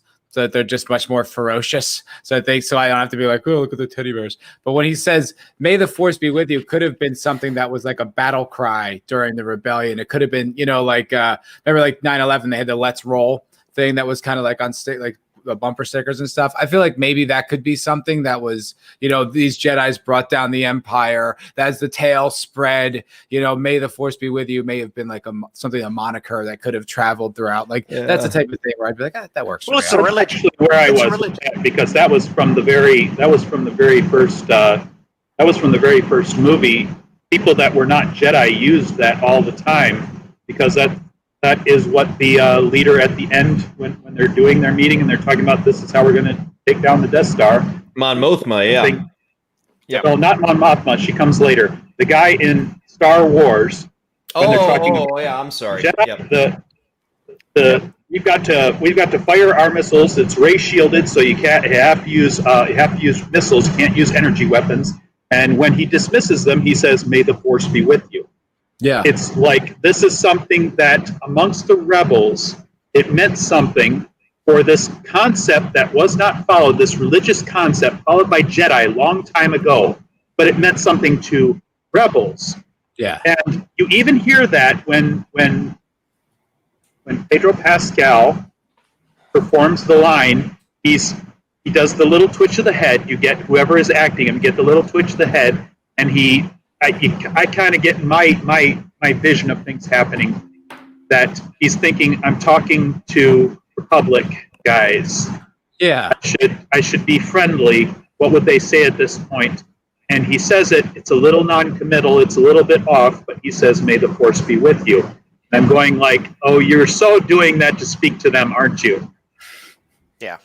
Is that Vigilante Williamson? That is what I saw in my head canon. Is that the Star Wars equivalent of black speak? Like, yo, what up, my rebels? May the Force be with you. It is a religion. It is a religion. It is. So if you look at it this way, so in our world, we have no proof of a all-encompassing, non-sentient force that surrounds us and binds us and penetrates us. It's what binds the universe together. We don't have that really here, but they have proof. Most of them think, it's some bunch of religious zealots with laser swords who go around chopping up ancient people religion. in close, right? Adherence to that ancient religion didn't give you any clairvoyance enough to find the plans. You, my friend, are all that's left of their religion. Right? Also from the first. You I am your father. Yeah, absolutely. It's one of those things where it's kind of a religion, but there was proof. There was people who could change things and do things that were miraculous. So they kind of had their miracles walking around before the dark times, before the empire. They had people who could change the direction of objects and who could jump massive distances and who could swing swords, and they were kind of like the King Arthur and Sir Lancelot of the time, right? They were running around as these knights. And so there was kind of, I think it's kind of a religion, and it was always supposedly the good guys, supposedly. Mm-hmm. So I think that's part of it. Only 20 years. It was only 20 years gone in A New Hope, whereas 30 years passed by and 10 extra years turned it into a myth. Yeah, that's so weird, man. I didn't like that stuff about the prequels. Like, the history gets all weird. Like, okay, I don't refer to 94 as ancient. Like it's just like an ancient religion. Like, it just happened. Like, the Republic just fell like the other day. I mean, like, it's just weird that there were Imperial officers and rebel officers and presumably billions and trillions of people around the galaxy that had it in their memory. Have to their personal memories. Yeah, that there were Jedi and that helped the Republic, and everyone knew who they were. They were like, private soldiers. You've also got, I think, Eric K., what he said there, and you highlighted his thing about, well, we even know it's thousands of years. 4,000 years ago was the time of the Old Republic. Thousands of years ago was the time of the previous Old Republic, but there are records and things that this was part of the EU, at least part of the comics that I paid attention to around the turn of the 90s, was when you knew that there were 4,000 years of prehistory where the Sith were in charge and the Jedi were the ascendant group. That this is how old this was. So on one level, I can see this being treated as it's been around for a while. It's been around for 4 millennia, at least, and probably before that. But the thing is that, yes, but now we're talking about it in contemporary context when these things are only decades apart before these things happen. And sometimes I get the feeling of writers wanting to add the hyperbole. They want to extend the meaning of these things. They want to make it wider and deeper and grander and more meaningful. So ancient, giving it a scale that takes it beyond several hundred years. Yeah, seems to me like putting the florid language on it. I mean, the Armorer explaining the Jedi to Mando as an ancient group of sorcerers that had the great war with the Mandalorian people, and it's like, I mean, if you look at Mando's age, and let's just assume the brief glimpse of the guy that we get, and then think about the flashbacks we got during season 1. Mm-hmm. So he was a child during the Clone Wars. We know this. That's what that is. Okay, I wasn't sure how old you. I don't know. Right? I mean, that's the Siege of Mandalore from the Clone Wars cartoon show. That's what you saw. So he's a 4 or 5 year old kid during the Clone Wars. Yeah, I don't know how they're going to explain him. I honestly don't know how. He saw Jedi himself. Jedi were the generals. They led the clone troops. He saw them. And of course, we can't forget that we have the Galactic News Network too, which is, if we're talking about a society, whether it's the Old Republic, the New Republic, for 4,000 years, as you said, Draco, that this has been going on. This is an advanced galactic society. So the GNN is out there. Like you have a Galactic News Network, especially during the Old Republic times and with the Empire, because they wanted to get out their propaganda too, right? So even if you consider that there's going to be, during the Old Republic, there will be heroic news reports that is going to be out there about the Jedi, the General Obi-Wan Kenobi saves Baku or whatever, right? And so you have those stories that are being told like only a couple of decades ago. I mean, unless the universe is like people today who are 18 years old, and if they have their phones and they're looking at, they know who Donald Trump is. They know who. They listen to 80s music. It's been a big resurgence, right? So you're looking at a fair question. A fair question to ask would be, though, does that same 18-year-old know who Jimmy Carter and Ronald Reagan were? Probably doesn't know who they are, but might know that sounds like, isn't that what a president is? I mean, we got presidents nowadays. Yeah. It tends to be what the information is that you're exposed to. What's the context? I mean, Lord Thoth was saying this is propaganda that would have been heaped upon the Republic by the powers that be, by the old Republic pre-Empire, and these people would have been made out to heroes, and they would have been in the things, and you would have heard about them, and the term Jedi would have been a thing. You might not know who Obi-Wan Kenobi was. You might not know who all of the members of the council were. Ki-Adi-Mundi. You might not know who Barriss Offee are. But the thing is that you find out eventually that these people were leaders. They used some kind of weird magic stuff, and they led the clone troop. Dude, I'll tell you what, Mary is on point with the commentary tonight. I have to agree with her. In all seriousness, she's probably right. He's dumb, guys. Well, all I'll say is Latino Slant said something a little earlier, and I agree that this is a very pretty show. I love the special effects. Those spiders crawling along the walls and the ceiling, and him firing the blaster off and throwing explosives around, and the flamethrower. I think he's got to get that flamethrower in every single episode. But love the flamethrower. I do too. I love that too. That's the best part. But you know, she is absolutely right, because he gets into situations that just make me want to smack him upside his helmet. Because for one thing, to let all of this go to crap, like, he should be knowing where Baby Yoda is. He should be knowing where his amphibian person is. Like, how did she just kind of sneak out and go into this pool and then anyway?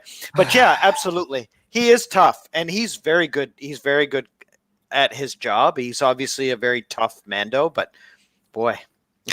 And in fairness, as Eric Kay said, GNN's just fake news. So, you know. Oh, there we go. It's like Fox. Fake news. Fake news. I don't dismiss the Mandalorian for the behavior. We know he continues to show he's not the sharpest knife in the drawer. He's not the sharpest dark saber in the kit. But the thing is, he is definitely capable. He survived this long. He may not be smart, but he's got a head on his shoulders, or else he wouldn't be capable. He wouldn't be able to use his weapons effectively. He wouldn't have inherent skills. He's definitely, and the toughness just lends to it. That, well, number one, you got to be tough. You got to survive. You got to do all these things that are necessary. But he had to learn how to use his equipment, use it effectively, and use it skillfully. And he's got to have a certain amount of understanding of the universe that he's working in. I mean, he's definitely a skilled person, because look, he's driving around in that heap of garbage. One person brought up in the chat, it might have been Vigilante or someone else, about how is he flying that ship with all these holes in it. Well, yeah, you can get that ship working again, assuming it's structurally sound enough to make orbit again, which I thought they were definitely stuck there forever. But if he was capable of making the ship's cockpit sealed so that he can carry his passengers, getting into and out of orbit. I mean, we're thinking of it in the context of, you know, a rocket or a space shuttle in our own perception. And the reality is, though, with a slow controlled ascent and a slow controlled descent, you're not going to break up in an atmosphere, because I mean, you're not if you can control it. Have we seen him do a slow controlled ascent or descent in any episode? I He seems to mean, be crashing it might just be how they work, though. It might just be how the ships in this universe work. Yeah. It might be some new ion drive or some shit. I don't think it's a particularly huge suspension of disbelief to assume that their spaceship tech is a lot more advanced than ours, and it's probably their structural tech. Yeah, because that thing to survive being as rickety as it was, being as pieces hanging off of it, losing a lot of energy because you see the sparks that occasionally are emitted into the area around the ship as it's flying away, and it's definitely so not healthy. I wouldn't trust myself to go into vacuum with it. Well, to Vigilante Williamson's point, he's crashed it 4 times in 10 episodes. So maybe we shouldn't trust Mando flying all that much. He needs to hire a pilot, I think. Yeah. He's definitely skilled at keeping it going, but he's not doing it any favors every time he crashes. No. Yeah. And accidental tourist comment here. I got to bring this up because it's just so other than the stupid holiday special, no video entertainment seems to exist in the Star Wars universe. And I mean, I would have to agree to him. We don't see much, but the one piece of video entertainment we have ever really seen was Wookiee porn. Because that's literally what Chewbacca's uncle was watching in the Star Wars holiday special. It was Wookiee porn. That's right. So, even in the Star Wars universe with no video entertainment, there's still porn.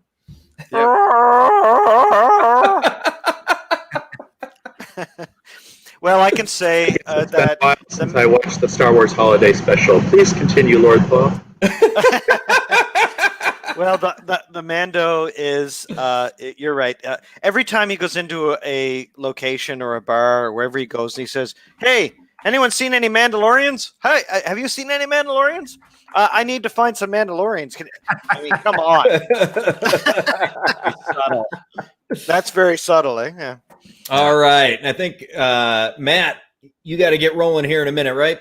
Yeah, I got to get out of here. I All right. have a writing session I've got to get to. Write me something without any plot holes like we've just been talking about. Doing my best. Matt, you go, brother. Sharing the stream with you, sir.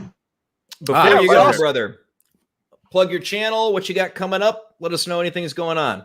So my channel is Foulball Productions. I covered stuff like we're talking right now. I'm going through all the episodes of The Mandalorian. I'm going through all the episodes of The Expanse because I love The Expanse so very much. But I actually do have some kind of rather exciting news. I have an interview with the actor Joseph. I'm still not sure how to pronounce his name. Ganascoli, I believe his name is. And if you've ever seen The Sopranos, he plays the gay character in the later seasons. All right. And I have an interview with him coming up. So unsolicited advice on that interview. Okay. Learn how to pronounce his last name before you bring him on. I should figure that out. He's a friend of a friend, so I can definitely ask. But yeah, so keep a lookout for that. I'm pretty excited. I think that should be pretty cool. All right. We got the description of your we got the link to your channel in the description. Thank you. And it was lovely streaming with everybody, and hail to the chat. You guys are awesome. You betcha. Chat's been going great tonight, man. Thanks for popping in, Matt. We'll keep rolling here, brother. But thank you for being here. You are always welcome. Thank you very much. You guys have a great night. You too, man. Oh, he cut out quick. Oh, man. Sweet. Almost godlike efficiency. Yeah, I mean, Red Shirt's comments starting to sound like the show is all sizzle, no steak. And yes, that we are getting a little bit too much sizzle with not enough steak. Absolutely agree, because episode 2 trilogy. Yeah. I mean, episode 2 was filler. At the end of the day, I mean, I can literally summarize chapter 10 in like 15 seconds. Mando takes out some dudes who ambushed him. He's got to escort a frog lady in sublight to go find some more Mandos. Ship crashes while he's running away from the lawmen, and then he kills some spiders. That's your episode. Yeah. That's Like I should not be able to describe a 35-minute show in 15 seconds. That's how much nothing happened. Yeah, I wonder if they're going to pay off anything. And what is there to pay off? Like Frog Lady gets her eggs to the planet, and she goes on her merry way. The child, we never learned anything about that.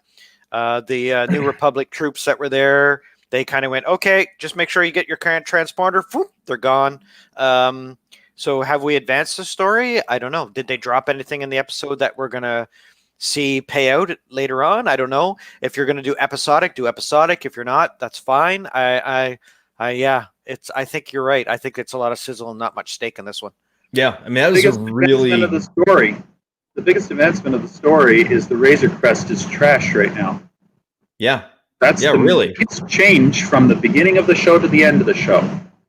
Yeah, and you know, Alexander Vidakovich, he makes a good call out here, man. We've got some mystery box going on, and they're not necessarily sure what to do with it. I just want to say this because I do think I can do you one better. Okay, now I got to say it in a contiguous string here.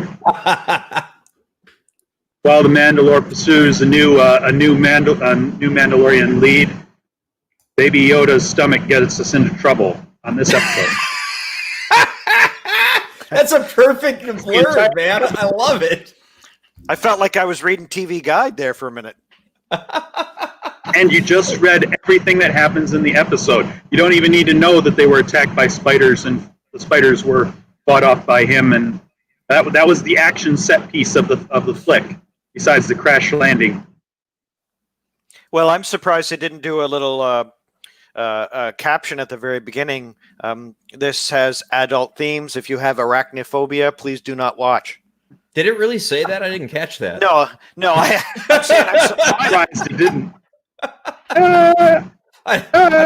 Mary G said in the chat earlier that the spiders were just not good for her. So it doesn't surprise me. Yeah. So many people she knows might be capable about what they do to make a living and are not historically knowledgeable. And that's how she sees Mando, right? I mean, it's fair. I mean, you'd have to be that if you had no idea what the fuck the Jedi were. You know? Yeah, I think so. He's got quite an eclectic job, though. The idea that he's planet hopping and doing these things, he gets exposed to legends on a regular because legends and stories and things like that are what he's got to follow to do his job. Find the latest bounty and turn it in. But she does have a point, and I'm not going to deny that. Well, when in one episode you have intimate knowledge of the Sand People and Tusken Raiders and their language and their sign language and how they do things and knows all about them, and then the next episode he doesn't know much of anything. It's a little bit challenging to think that he has this cultural knowledge from a galactic standpoint, and then the next episode he doesn't know where maybe a secret base of Mandalorians might go, or they have a safe house, or what happens if... Thank you for bringing up an obvious bit of proof for that case.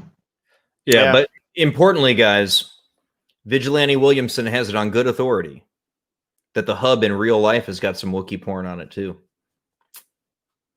Thank you for letting us know, Vigilante Williamson. We would not have gotten by in our lives had we not found out about that. Thank you. Draco's over on his laptop furiously searching right now. I can see it. Yes, that's exactly what I'm doing right now. That's what I plan. If I wasn't doing that now, that's what I would plan to do when I got home tonight. Absolutely. Yeah. I don't know what to say about that.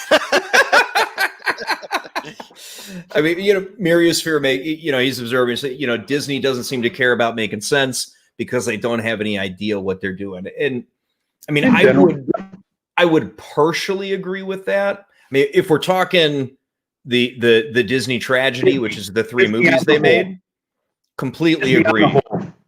Yeah, I mean, if we're talking, Pro are a small group under Disney. Yeah, if we're talking Favreau and Filoni, they've at least got half a clue. You know, they do care about Star Wars, but you know, I mean, at least what we're picking apart is where we feel the story was weak, and not that they were slapping us in the face with their dicks, because that is what the Disney tragedy was. You know what I mean? Right? Yeah, absolutely. Yeah. Oh, and apparently there was also a cooking show on the holiday special. So, yeah. Wow. I can honestly say I haven't seen that in a couple of decades. So In Row. Alexander, we understand you just fine, brother. Yeah, but yeah, I've seen the my Muppet, word! I just Muppet figured episodes. Google with my Wookiee. What did you just search, Draco? Wookiee porn?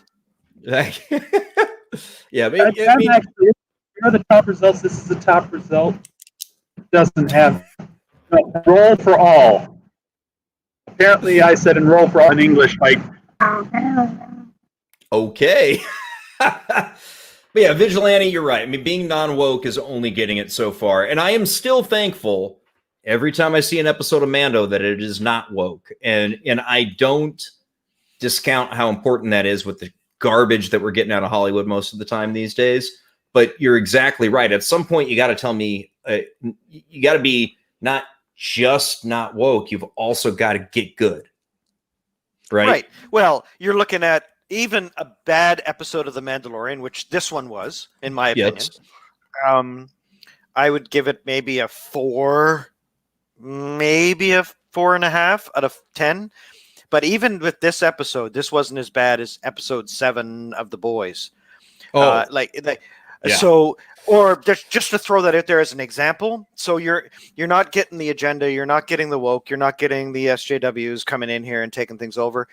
So I love The Boys for that. I love I don't mean The Boys the show. I mean the boys that are running the show, boys and girls that are in the creative team. I think that's what they're trying to do, is they're trying to make a good show. And I appreciate that. That's why I won't be too hard on them.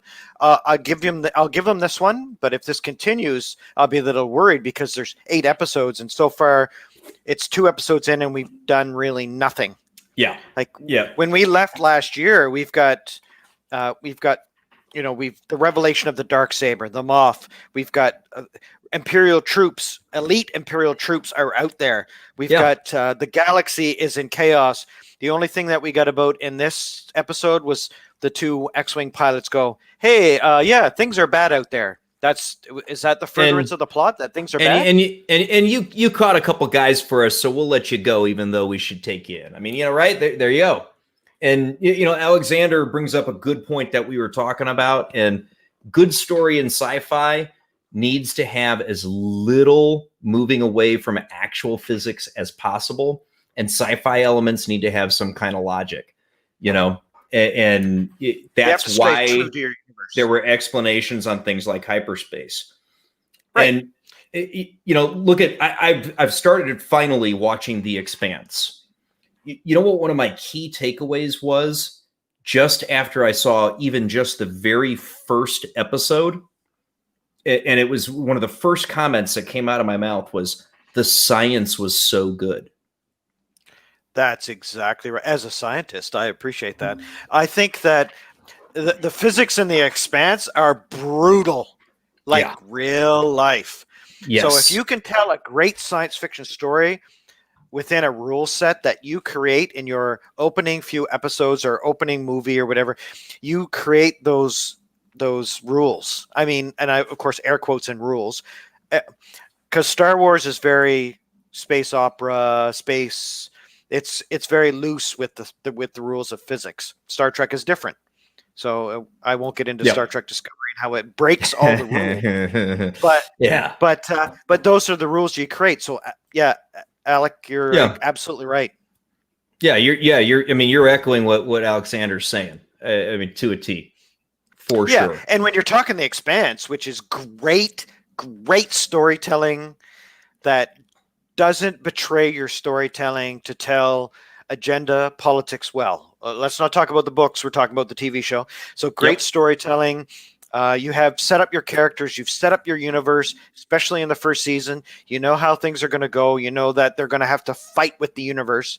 And that's why you tell the stories within those limitations. And if you can do that, you're incredibly talented. Oh yeah. Yeah. And I mean, you got to give props to the Expanse for doing that. So yeah, the Mandalorian needs something hard done. They don't make something intelligent. They make sublight transport. Right. So they had to come up with, they had to create the problem here in Chapter 10 with the whole sublight travel. The reason why the transporters don't work in Star Trek. Yep. Same problem. There's some kind of ore, there's some kind of damping field. We can't use transporters for this one. This creates the reason. You cannot hyperspace because their particular species eggs do not survive going through the hyperspace. So that is our limitation. That is more thought given to the reason for an occurrence than was given in The Last Jedi, and their whole setting that was based around about the limitations on the fuel. Isn't that, I mean, think about that, right? We're talking about how, like, sort of cop-outy create a problem this was, and it's a million times better than anything from TLJ. And yes, Geek Tripology, I absolutely unabashedly am using your term, the Disney tragedy, because it's perfect. It is. It's perfect. It is. It's like Shakespearean level tragedy. Yeah. I think that, so when I'll be honest, that's probably one of my least picky things about the episode, because you came up with a unique problem. You said, well, this race in particular, as long as they don't use this again every single time they need to go sublight or light speed or whatever. Yep. Like, you made a unique occurrence. So this race was unique in that there's something about hyperspace and the energies involved in traveling faster than light through a wormhole. However you want to describe what Star Wars does when it does hyperspace. And you said that those eggs are so fragile that they will break up or they will die because they have to do that. Like, obviously they can't survive in the child's stomach either. So that goes to show how fragile they are. Yeah. But I think that's not really bad, because writers had to come up with a contrivance to try to fit this into the episode. But did we really need to do that to fit into the episode? I mean, at least they're trying. They did try. I mean, maybe a better explanation would have been that the Republic had an interdictor cruiser, right? To rip you out of light speed. That's an EU ship too, by the way. I might have read one or two of the books. I love that. I used to GM. I'm quite a gamer. I used to GM for years and years, and the old West End game Star Wars game was awesome. And I used to like having those in my back pocket for the party when they got too full of themselves. So, guess what? You're hauled out of hyperspace because there you go, an interdictor. Yeah, and Alexander, you just bring up one of the first insidious things that brought me out of The Last Jedi, which I actually went to the theaters to watch, was that she plotted a course, she laid in the coordinates, or didn't do them or whatever. When your hyperspace trigger is connected to your hyperspace computer, which does the plot, and you're supposed to avoid all massive objects. The entire point about the interdictor cruiser is to create a huge faux gravity well to pull ships out of hyperspace, because their hyperspace computer won't allow them to go into hyperspace while they're in the gravity well. And she turned on hyperspace while aimed at the ships, which would have been the course that she had plotted, through a bunch of mass, and didn't do anything to deactivate that. She just turned around the ship, out of the course, and went. Ludicrous speed, go! Oh. My brains are going into my feet. My helmet. You can't stop. It's too dangerous. Bullshit. I order you. Stop. If you don't love Spaceballs, you're just wrong. I'm sorry. But best quote of the, well, there's a couple of really good ones, but I'm surrounded by assholes. It's like Corporal assholes are hiring assholes. Oh my god. Is that we ain't found shit? Was that on the desert too? They're combing the desert. They got the big comb. Oh, anyway, you're gonna get me off. Yeah. I think that whole scene, I have never walked out of a movie ever in my life, and we got VIP tickets at the VIP theater. We had wine, we had dinner, because they serve you at the VIP theaters in Ottawa. There's one here in Ottawa. Opening night, we went to see it. And my wife, she puts up with my my sci-fi predilections, but she's an amazing woman, and that is the closest I've ever come to walking out ever of a movie, especially after paying $50 or $60 just to go see it. And that was just, you broke your universe. That was just one scene that broke the universe right there. Oh, among many. And not to mention all the stuff that I brought up there. There's so many people that would not care about the logic of a sci-fi universe, because technically Star Wars comes down to this. It's got so much interest in it from people who some of us classify as normies. People that don't care about the details, people that don't care about the science, people that don't care about the issues of moment and energy and all of that. They don't care. They just want to see the shiny things blow up and flashy lights. Yes. And they want to have some kind of story wrapped around it. Absolutely. Absolutely. Well, by God, gentlemen, we've got a latecomer popping into the stream. Oh dear. Oh my goodness. Hello. Coming in. Can you hear me? Can you hear me? This is hello. Yeah. This is Overlord. Yeah. Every time. Here we go. Hey, Paulie. All right. Anybody who is not familiar, this is Paulie from Latino Slant. He's been in the chat with y'all for a while. Good to see you, Paulie. Appreciate you popping in. Dude, you got like the mirrored aviator glasses on. We can like... We can see everything on his computer. Is that Wookiee porn?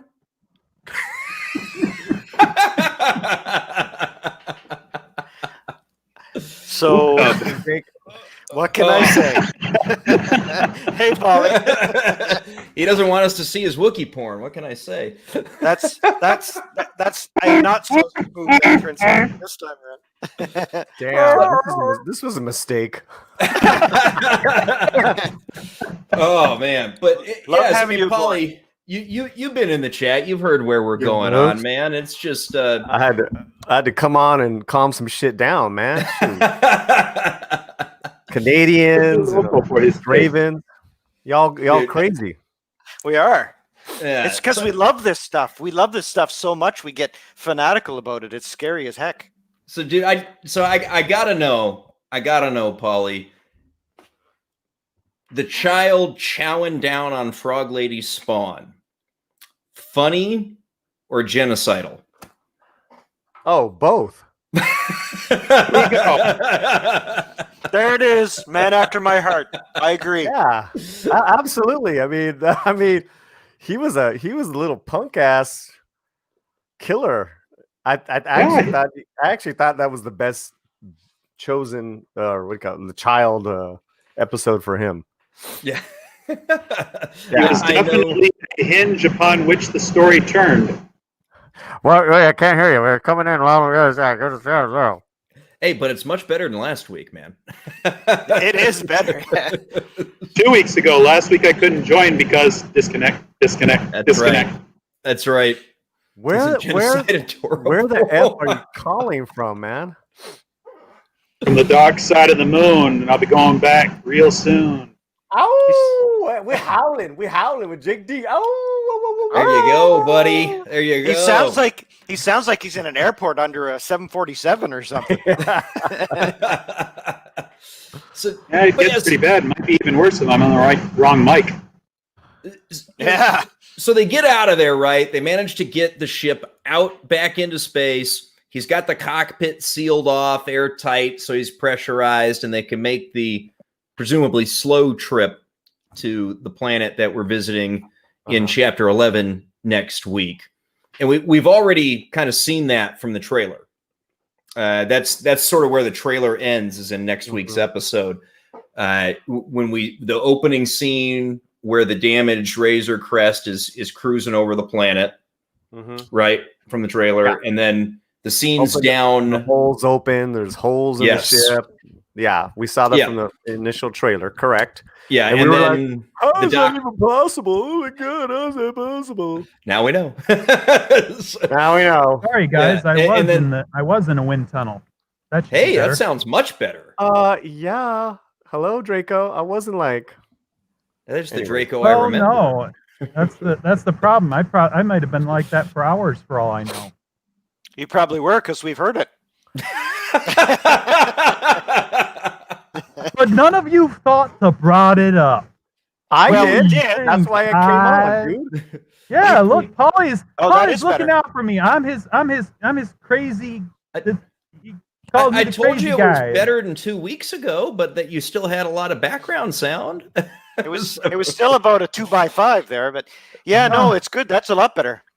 Whatever you did, don't change it for the entire thing. Yeah, I didn't change it. That's just it. We're talking about crazy audio settings. Oh, you moved, or you changed the setting? I changed the setting back to what I had selected previously, which was auto-selected for me when my audio got disconnected before. Okay. Well, whatever it's on right now, don't ever change it. Yeah, I never do. It's changed for me. But so next week's episode, it's going to open up on that planet where they're on the ocean planet with the docks, which makes perfect sense. That's where he's taking Frog Lady, because you even see her little case of eggs as they're walking on the dock in the trailer. And that's where he's going to run into Sasha Banks as some unknown character. As some unknown Jedi. Yeah. Or you like that? Miscellaneous possible Mandalorian from some previous Star Wars episode, animated feature. Yeah, I mean, the rumor is that she's Sabine Wren from Rebels. Maybe she is, maybe she isn't. I mean, I gotta admit, I watched maybe half a dozen episodes of Rebels total. I've seen them all. Yeah. And former I've seen owner all of the Dark Saber, in Clone case we didn't. In case everybody needed to know that. Until she passed it on. Moff Gideon. So, did we go over what people are thinking of season 2 yet? The first 2 episodes, Jake? In general? I mean, some, but yeah, let's hear your thoughts and we can go around. I'm curious. Hey, wait a minute now. I appreciate it. Do you know what my opinion is too? Also very succinct and very efficient. Hey, man! Gentlemen are together. Oh wait, I gotta clean my screen off here. Just yeah. I mean, one was probably a 5. It was okay. It was the second one. This one was like a 4. I actually enjoyed this one a little bit more, but the first one was so bad. It's can you guys hear me? Yep. Yeah, you sound perfect. Yeah, you sound great. Nice and smooth. Hello there. Hello. Hey. So yeah, I just think it's just lazy writing, lazy storytelling. The effects are great. Some of the performances are fun. And but it's very kind of forgettable and uninspiring so far. Mm-hmm. I mean, the Marshal was great and Baby Yoda was great, and that's it. Yeah, I mean, the key piece for me. I mean, I gave episode 1 a 7.5. I gave this episode a 6. That being said, as a pair for the opening quarter of the season, yeah, I'll give it a 5. Yeah. I mean, you talk about not capitalizing on the anticipation of a season 2. I waited a year for this. Yeah. Yes, you did. And that's the main issue, right? Yeah. Like we're 2 episodes in, and Out of eight.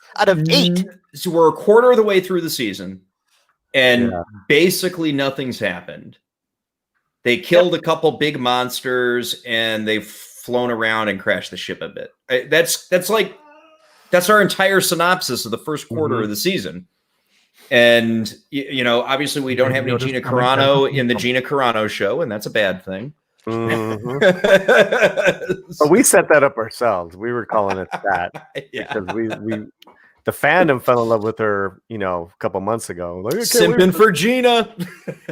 Yeah, I find that awesome too, because I think that really, considering all the negative press that we've all been getting about being all ists and phobes and everything, and here we are. Our favorite character of season 1 was a strong warrior woman, like Xena, the warrior princess for our time. Dude, so straight up. And I loved that show as a kid, right? I liked it better than Xena. Hercules. Oh yeah. Great. I loved her in Rome a lot more when she. Okay, I got you, though. That's a great show. Yeah, but I think that what we really fell in love with was this strong character. She really stole our hearts, and that's really what we want to have. Is we want to have characters that are well written for. And right now, I'm finding that that's kind of not happening with the Mandalorian. Yeah, and season 1 they did everything safely, which was the smartest play. Okay. That doesn't mean that it was the world's most amazing season of television. It wasn't, but it was safe, and they didn't fuck anything up. Not really. Right? I mean, you could tell it was a repurposed movie because, kind of episodes 4, 5, and 6 were sort of tossed in. It was very obvious, but everything they did was safe. They didn't mess anything up too badly, and they reestablished that somebody could perhaps tell a Star Wars story in the Star Wars universe without pissing everybody off, right? So season 1 in the books, success. Season 2, you've got to start expanding your story, and they haven't thus far. They've stayed safe, and they've stayed small, and they're riding on the crutch of the child, and that can't carry the show long term. Mm-hmm.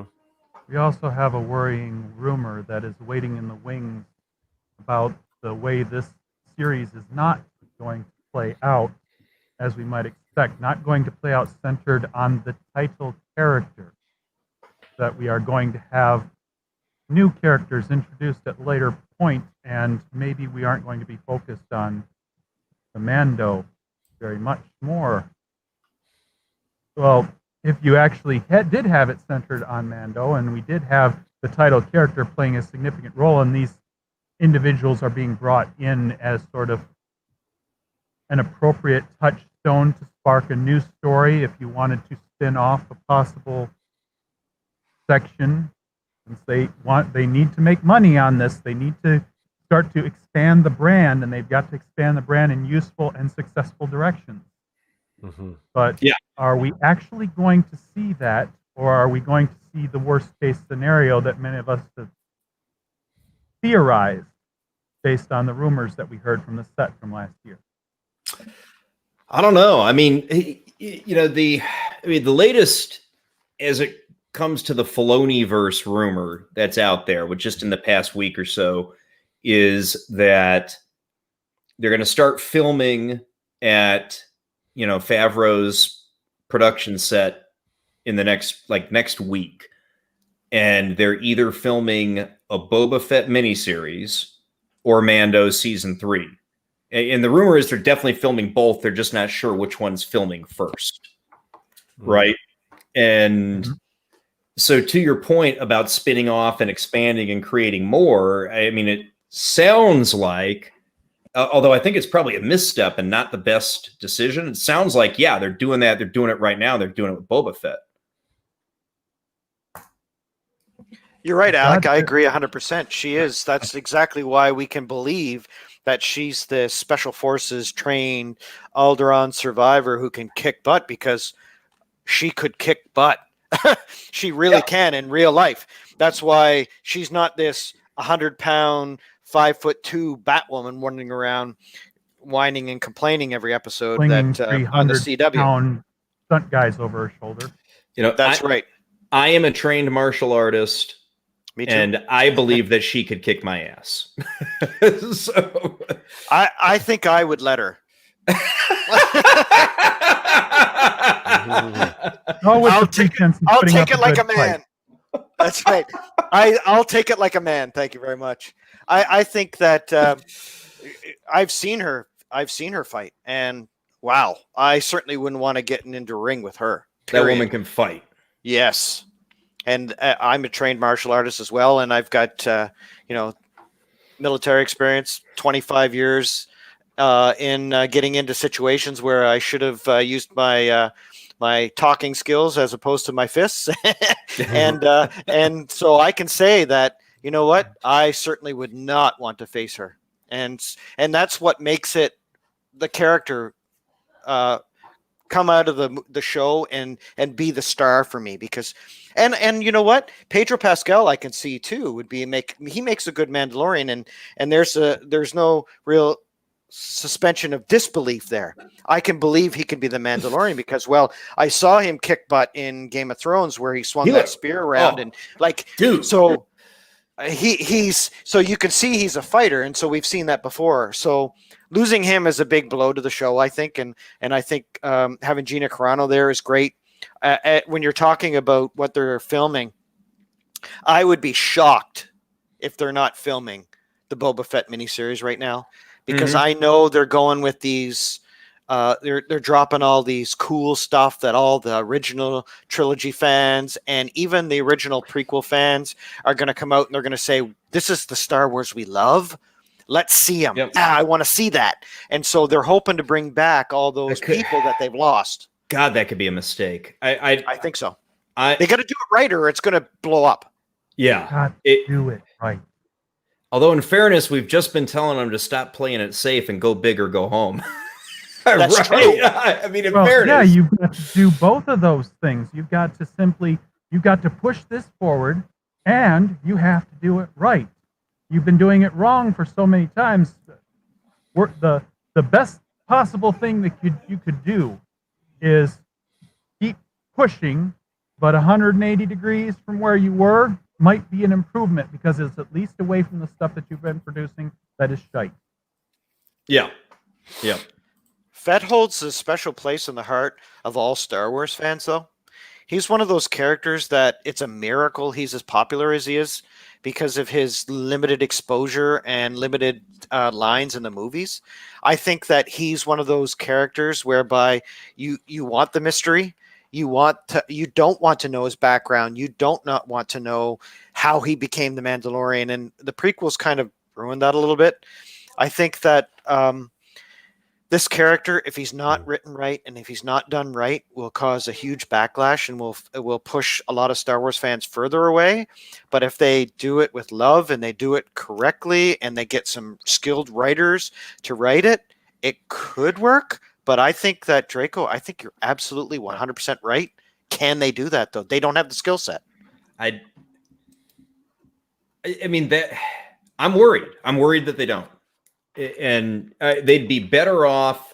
So what do we talk about a lot, right, in our circles is do something original, right?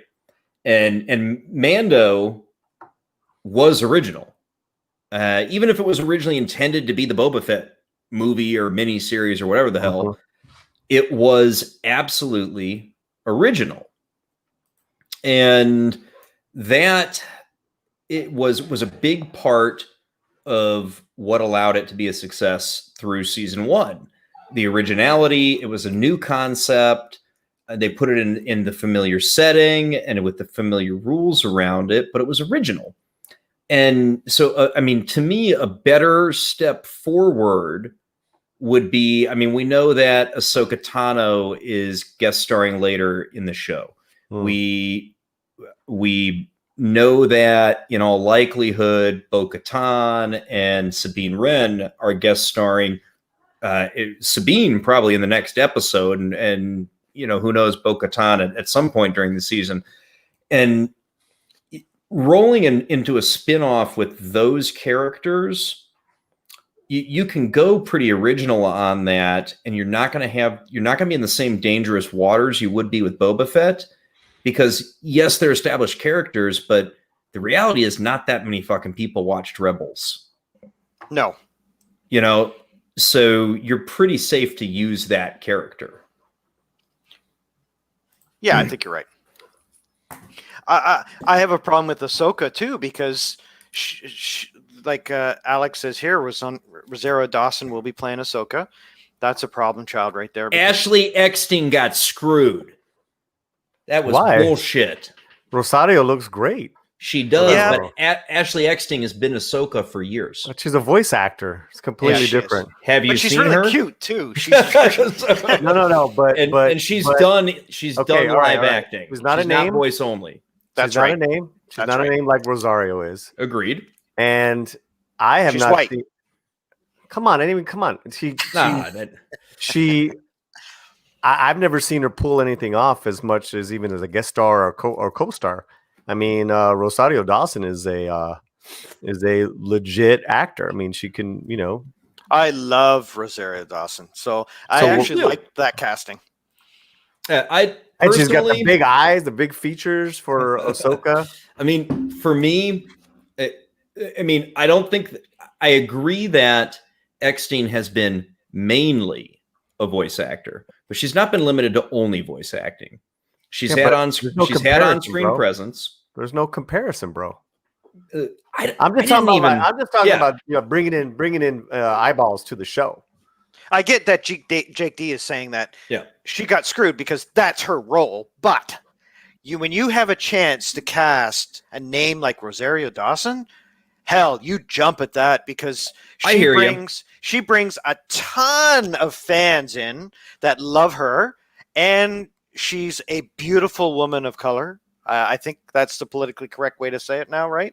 I think she is beautiful, and she's strong, and she's tall, and she's powerful, and she's a great actress. And you know what? I think that it was the correct choice. I think, bar all the politics that have happened since and all the BS cancel culture on Twitter, I think she was the correct choice. But that character, you have so many people that love that character fanatically. But another thing, last thing I'll say is, what you said was, who actually watched the show she was in? Both shows, not that many people, because she was in Clone Wars and in Rebels. Right. Yeah.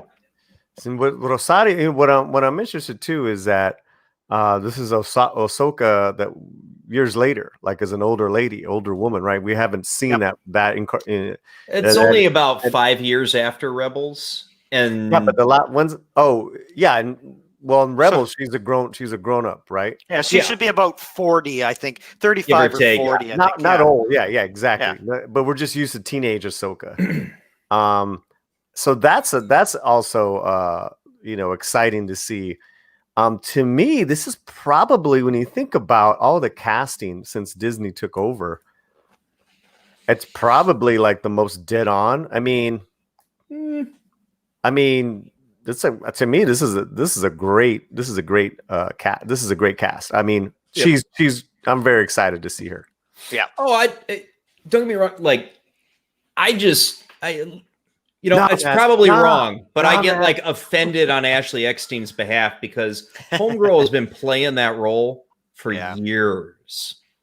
Yeah, but right? She's a voice actor, bro. Dude, she even fucking cosplays as Ahsoka and goes to cons as Ahsoka.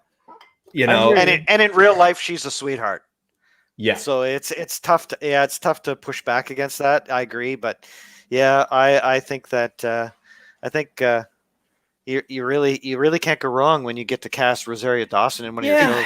But going back to the Mandalorian, like so you have what's her name? Gina Carano and Rosario Dawson are probably going to be like the best things out of this show. You're right, brother. That's true. I mean, Giancarlo's pretty good. Dude, I love Giancarlo. Yeah. God, I love him. Put him in everything. Yeah. But we only saw him for a brief amount of time, right? I don't care. And he did steal the scenery. Like, he chewed that scenery up big time. That's some of my issues with that season 2 with how that we haven't seen him. Where is he? Oh, he'll be there. Right? Well, I know he will be, but he should already have been, right? Well, I think look at the 3 examples that we brought up as well, and there's Timothy Oliphant that we loved last week. God, he was good. We need to see the Mando. Got to see his face, man. This he's getting buried.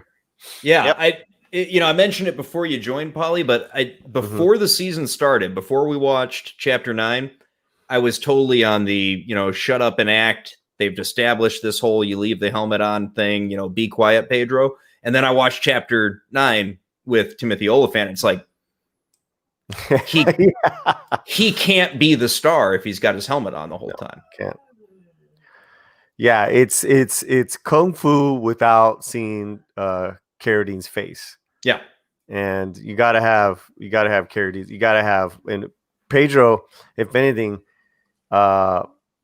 he's got an incredible look. So it's like you can't deny they're that. shooting themselves in the foot. Yeah, and I hate to say it, but he's an ethnic checkbox too. Like he's not.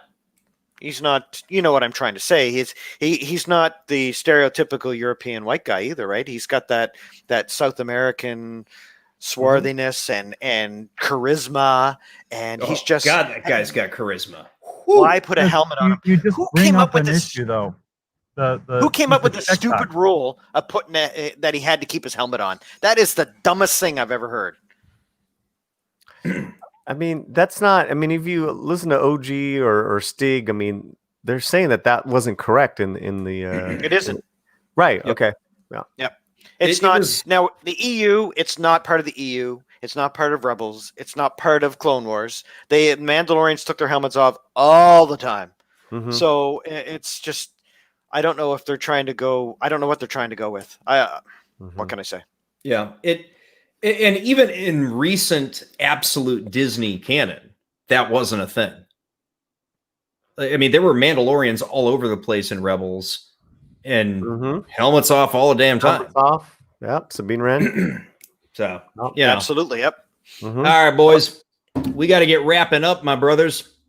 I guess we never got to the Doctor Who stuff or anything, did we? We didn't. I had such a great picture in the thumbnail too. Well, Paulie just got here. We can go for another 3 or 4 hours. Man, I gotta go. Yeah, but let's go around the horn. Lord Thoth, final thoughts. Anything you want to plug, my brother? Thank you very much for having me aboard. It's great to be part of this live stream with the 4 of you tonight. That was a great beginning, and then Paulie coming in here too. It's great to see you. Thank you very much for letting me a part of this. And I've had a couple of comments already. People in the chat are saying, "Where's your channel, Lord Thoth? I'm trying to join, but I can't." And I'm like, "Well, I seem to get that a lot." But thank you very much. I wanted to say thank you to the chat. It was hopping tonight. Great questions, great thoughts, great suggestions. Everything was really good. It really helped feed what we would talk about. So thank you very much. And thank you very much to you guys. And Jake D, well done. Your channel's really, really awesome. I love seeing your reviews. And same thing with you, Paulie. Your stuff is so smooth, man. I like watching it. It relaxes me, especially all the stuff with Selena and everything that's been going on over there. Thank you very much. Thanks, bro. No problem. All right, Draco. I am Draco Argentus, also known as Mythier. I do not have a real channel like this young man here, Jake D, or this excellent professional that we got over here, the Latino Slant, Paulie. But But you can always look up my channel, Draco Argentus. Maybe I'll put something new on there someday besides the rants against Picard's horribleness, just because they aren't good shows. But I appreciate it, guys. I appreciate Jake for you keep inviting me back. I don't know why, but it's always appreciated, especially when my microphone does this weird dance between channels, and all of a sudden I'm what the hell is going on here, and I don't even know what's going on. Everybody likes little Darth Vader in their streams, you know. Luke, I am in a wind tunnel. All right, Paulie from Latino Slant, sir. Let us know what you got going on this week on the channel, brother. Hey, everybody in the chat right now, if you haven't subscribed to Jake D is at 103 subscribers. Make sure you're subscribed to him. Double check, triple check that you're subscribed to Jake D. We love him. He's doing a great job, and we're all having a lot of fun, aren't we? Yeah. Yeah. Go ahead. Yeah. No, exactly. That's the whole thing. Agreement. Complete agreement. Complete agreement. And subscribe to these other fine gentlemen too. So I just dropped a Sean Connery tribute. It was really cool. That was a good premiere. Yeah, Andy Garcia wrote an op-ed, remembering Sean Connery. So that video is up. I got a Linda Ronstadt video tomorrow. I just saw her documentary, and I cried twice. Oh, I got to check that out. That's awesome. Oh, and then we're working on 2 live shows for November, and then I got 2 big shows in December. One that Jake D is a part of. And we're bringing back the radio players, and we are going to do a Christmas radio version of Die Hard. Yes. I can't. Best Christmas movie ever. Best ever. Best ever. Christmas Best ever. Come on to the coast. We'll have a few laughs. Nakatomi Plaza. We're taking it there. Thanks a lot, Jake. Yeah, you betcha. What do you got on the X-Files this week? What episode you on? Oh, geez. That's right. I got to get that going. I think episode 9. Excellent. Yeah. I'll make it. I'll do all that stuff this week. All right. Well, everybody, thank you so much for hanging on. We've had, between 10 and 15 people watching the stream for the entire nearly 2.5 hours. And thank you so much to the chat. Each and every one of you, to Lord Thoth's point earlier, the chat and the interaction that you guys had going on throughout the stream just makes it so easy for us to continue the conversation, to talk to you, to talk to each other. It really is the biggest and among the most important parts of streams like this is what you guys are saying in the chat. So absolutely hail to the chat. Hail to Lord Thoth. Hail to Draco. Hail to Paulie at Latino Slant, and hail to Matt from Foulball Productions, who was here with us earlier. And thank you, everybody. We really appreciate it. We'll catch you on the next video or stream or, whatever. One of those things.